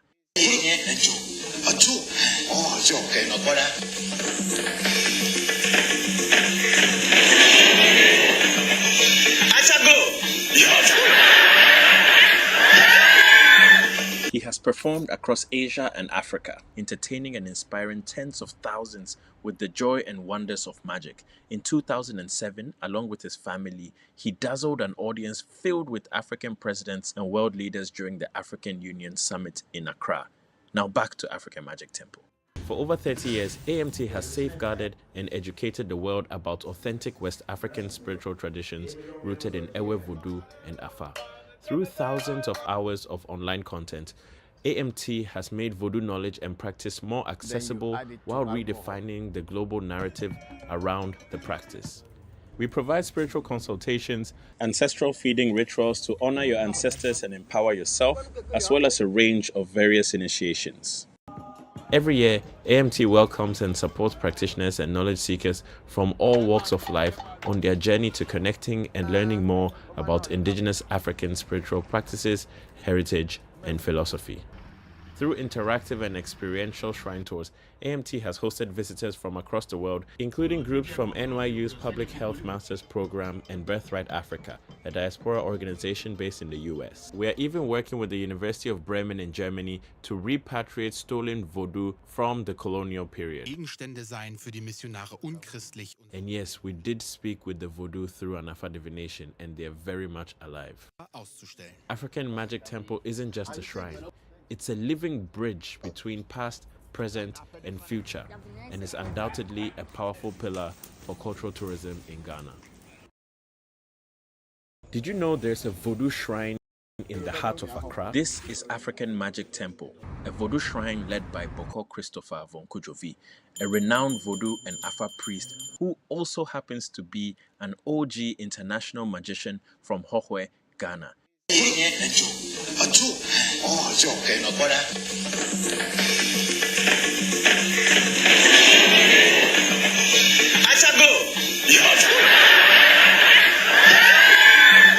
has performed across Asia and Africa, entertaining and inspiring tens of thousands with the joy and wonders of magic. In 2007, along with his family, he dazzled an audience filled with African presidents and world leaders during the African Union Summit in Accra.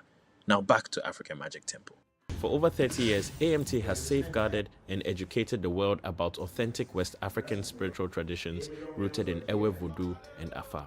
Through thousands of hours of online content, AMT has made Voodoo knowledge and practice more accessible while redefining the global narrative around the practice.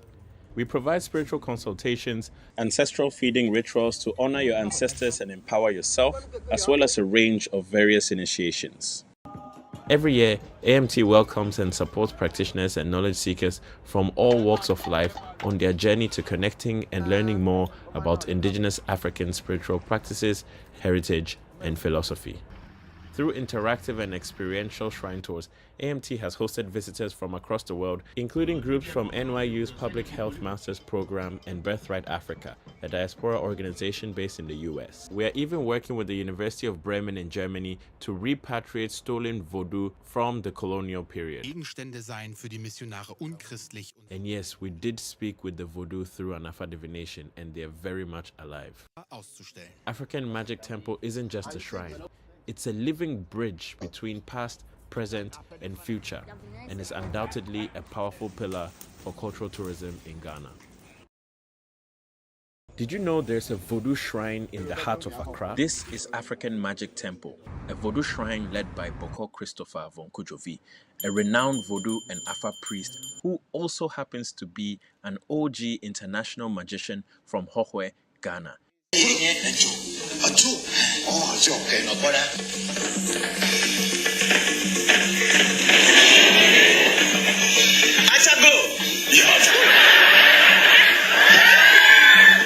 has performed across Asia and Africa, entertaining and inspiring tens of thousands with the joy and wonders of magic. In 2007, along with his family, he dazzled an audience filled with African presidents and world leaders during the African Union Summit in Accra.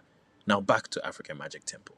For over 30 years, AMT has safeguarded and educated the world about authentic West African spiritual traditions rooted in Ewe Vodu and Afa. Through thousands of hours of online content, AMT has made Voodoo knowledge and practice more accessible while redefining the global narrative around the practice. We provide spiritual consultations, ancestral feeding rituals to honor your ancestors and empower yourself, as well as a range of various initiations.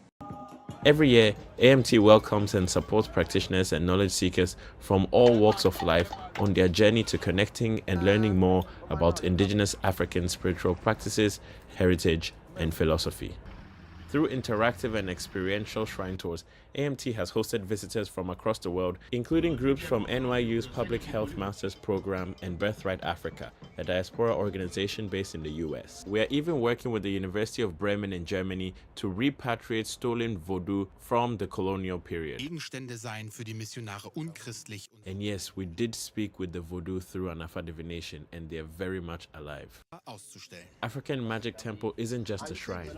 It's a living bridge between past, present, and future, and is undoubtedly a powerful pillar for cultural tourism in Ghana. Did you know there's a Voodoo shrine in the heart of Accra? This is African Magic Temple, a Voodoo shrine led by Bokor Christopher Voncujovi, a renowned Voodoo and Afa priest who also happens to be an OG international magician from Hohwe, Ghana.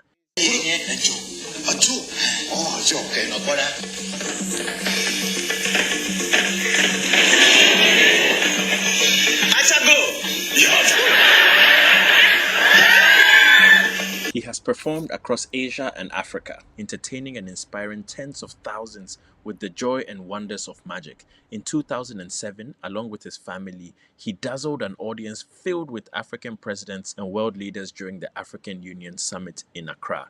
Now back to African Magic Temple. For over 30 years, AMT has safeguarded and educated the world about authentic West African spiritual traditions rooted in Ewe Vodu and Afa. Through thousands of hours of online content, AMT has made Voodoo knowledge and practice more accessible while redefining the global narrative around the practice. We provide spiritual consultations, ancestral feeding rituals to honor your ancestors and empower yourself, as well as a range of various initiations. Every year, AMT welcomes and supports practitioners and knowledge seekers from all walks of life on their journey to connecting and learning more about indigenous African spiritual practices, heritage, and philosophy.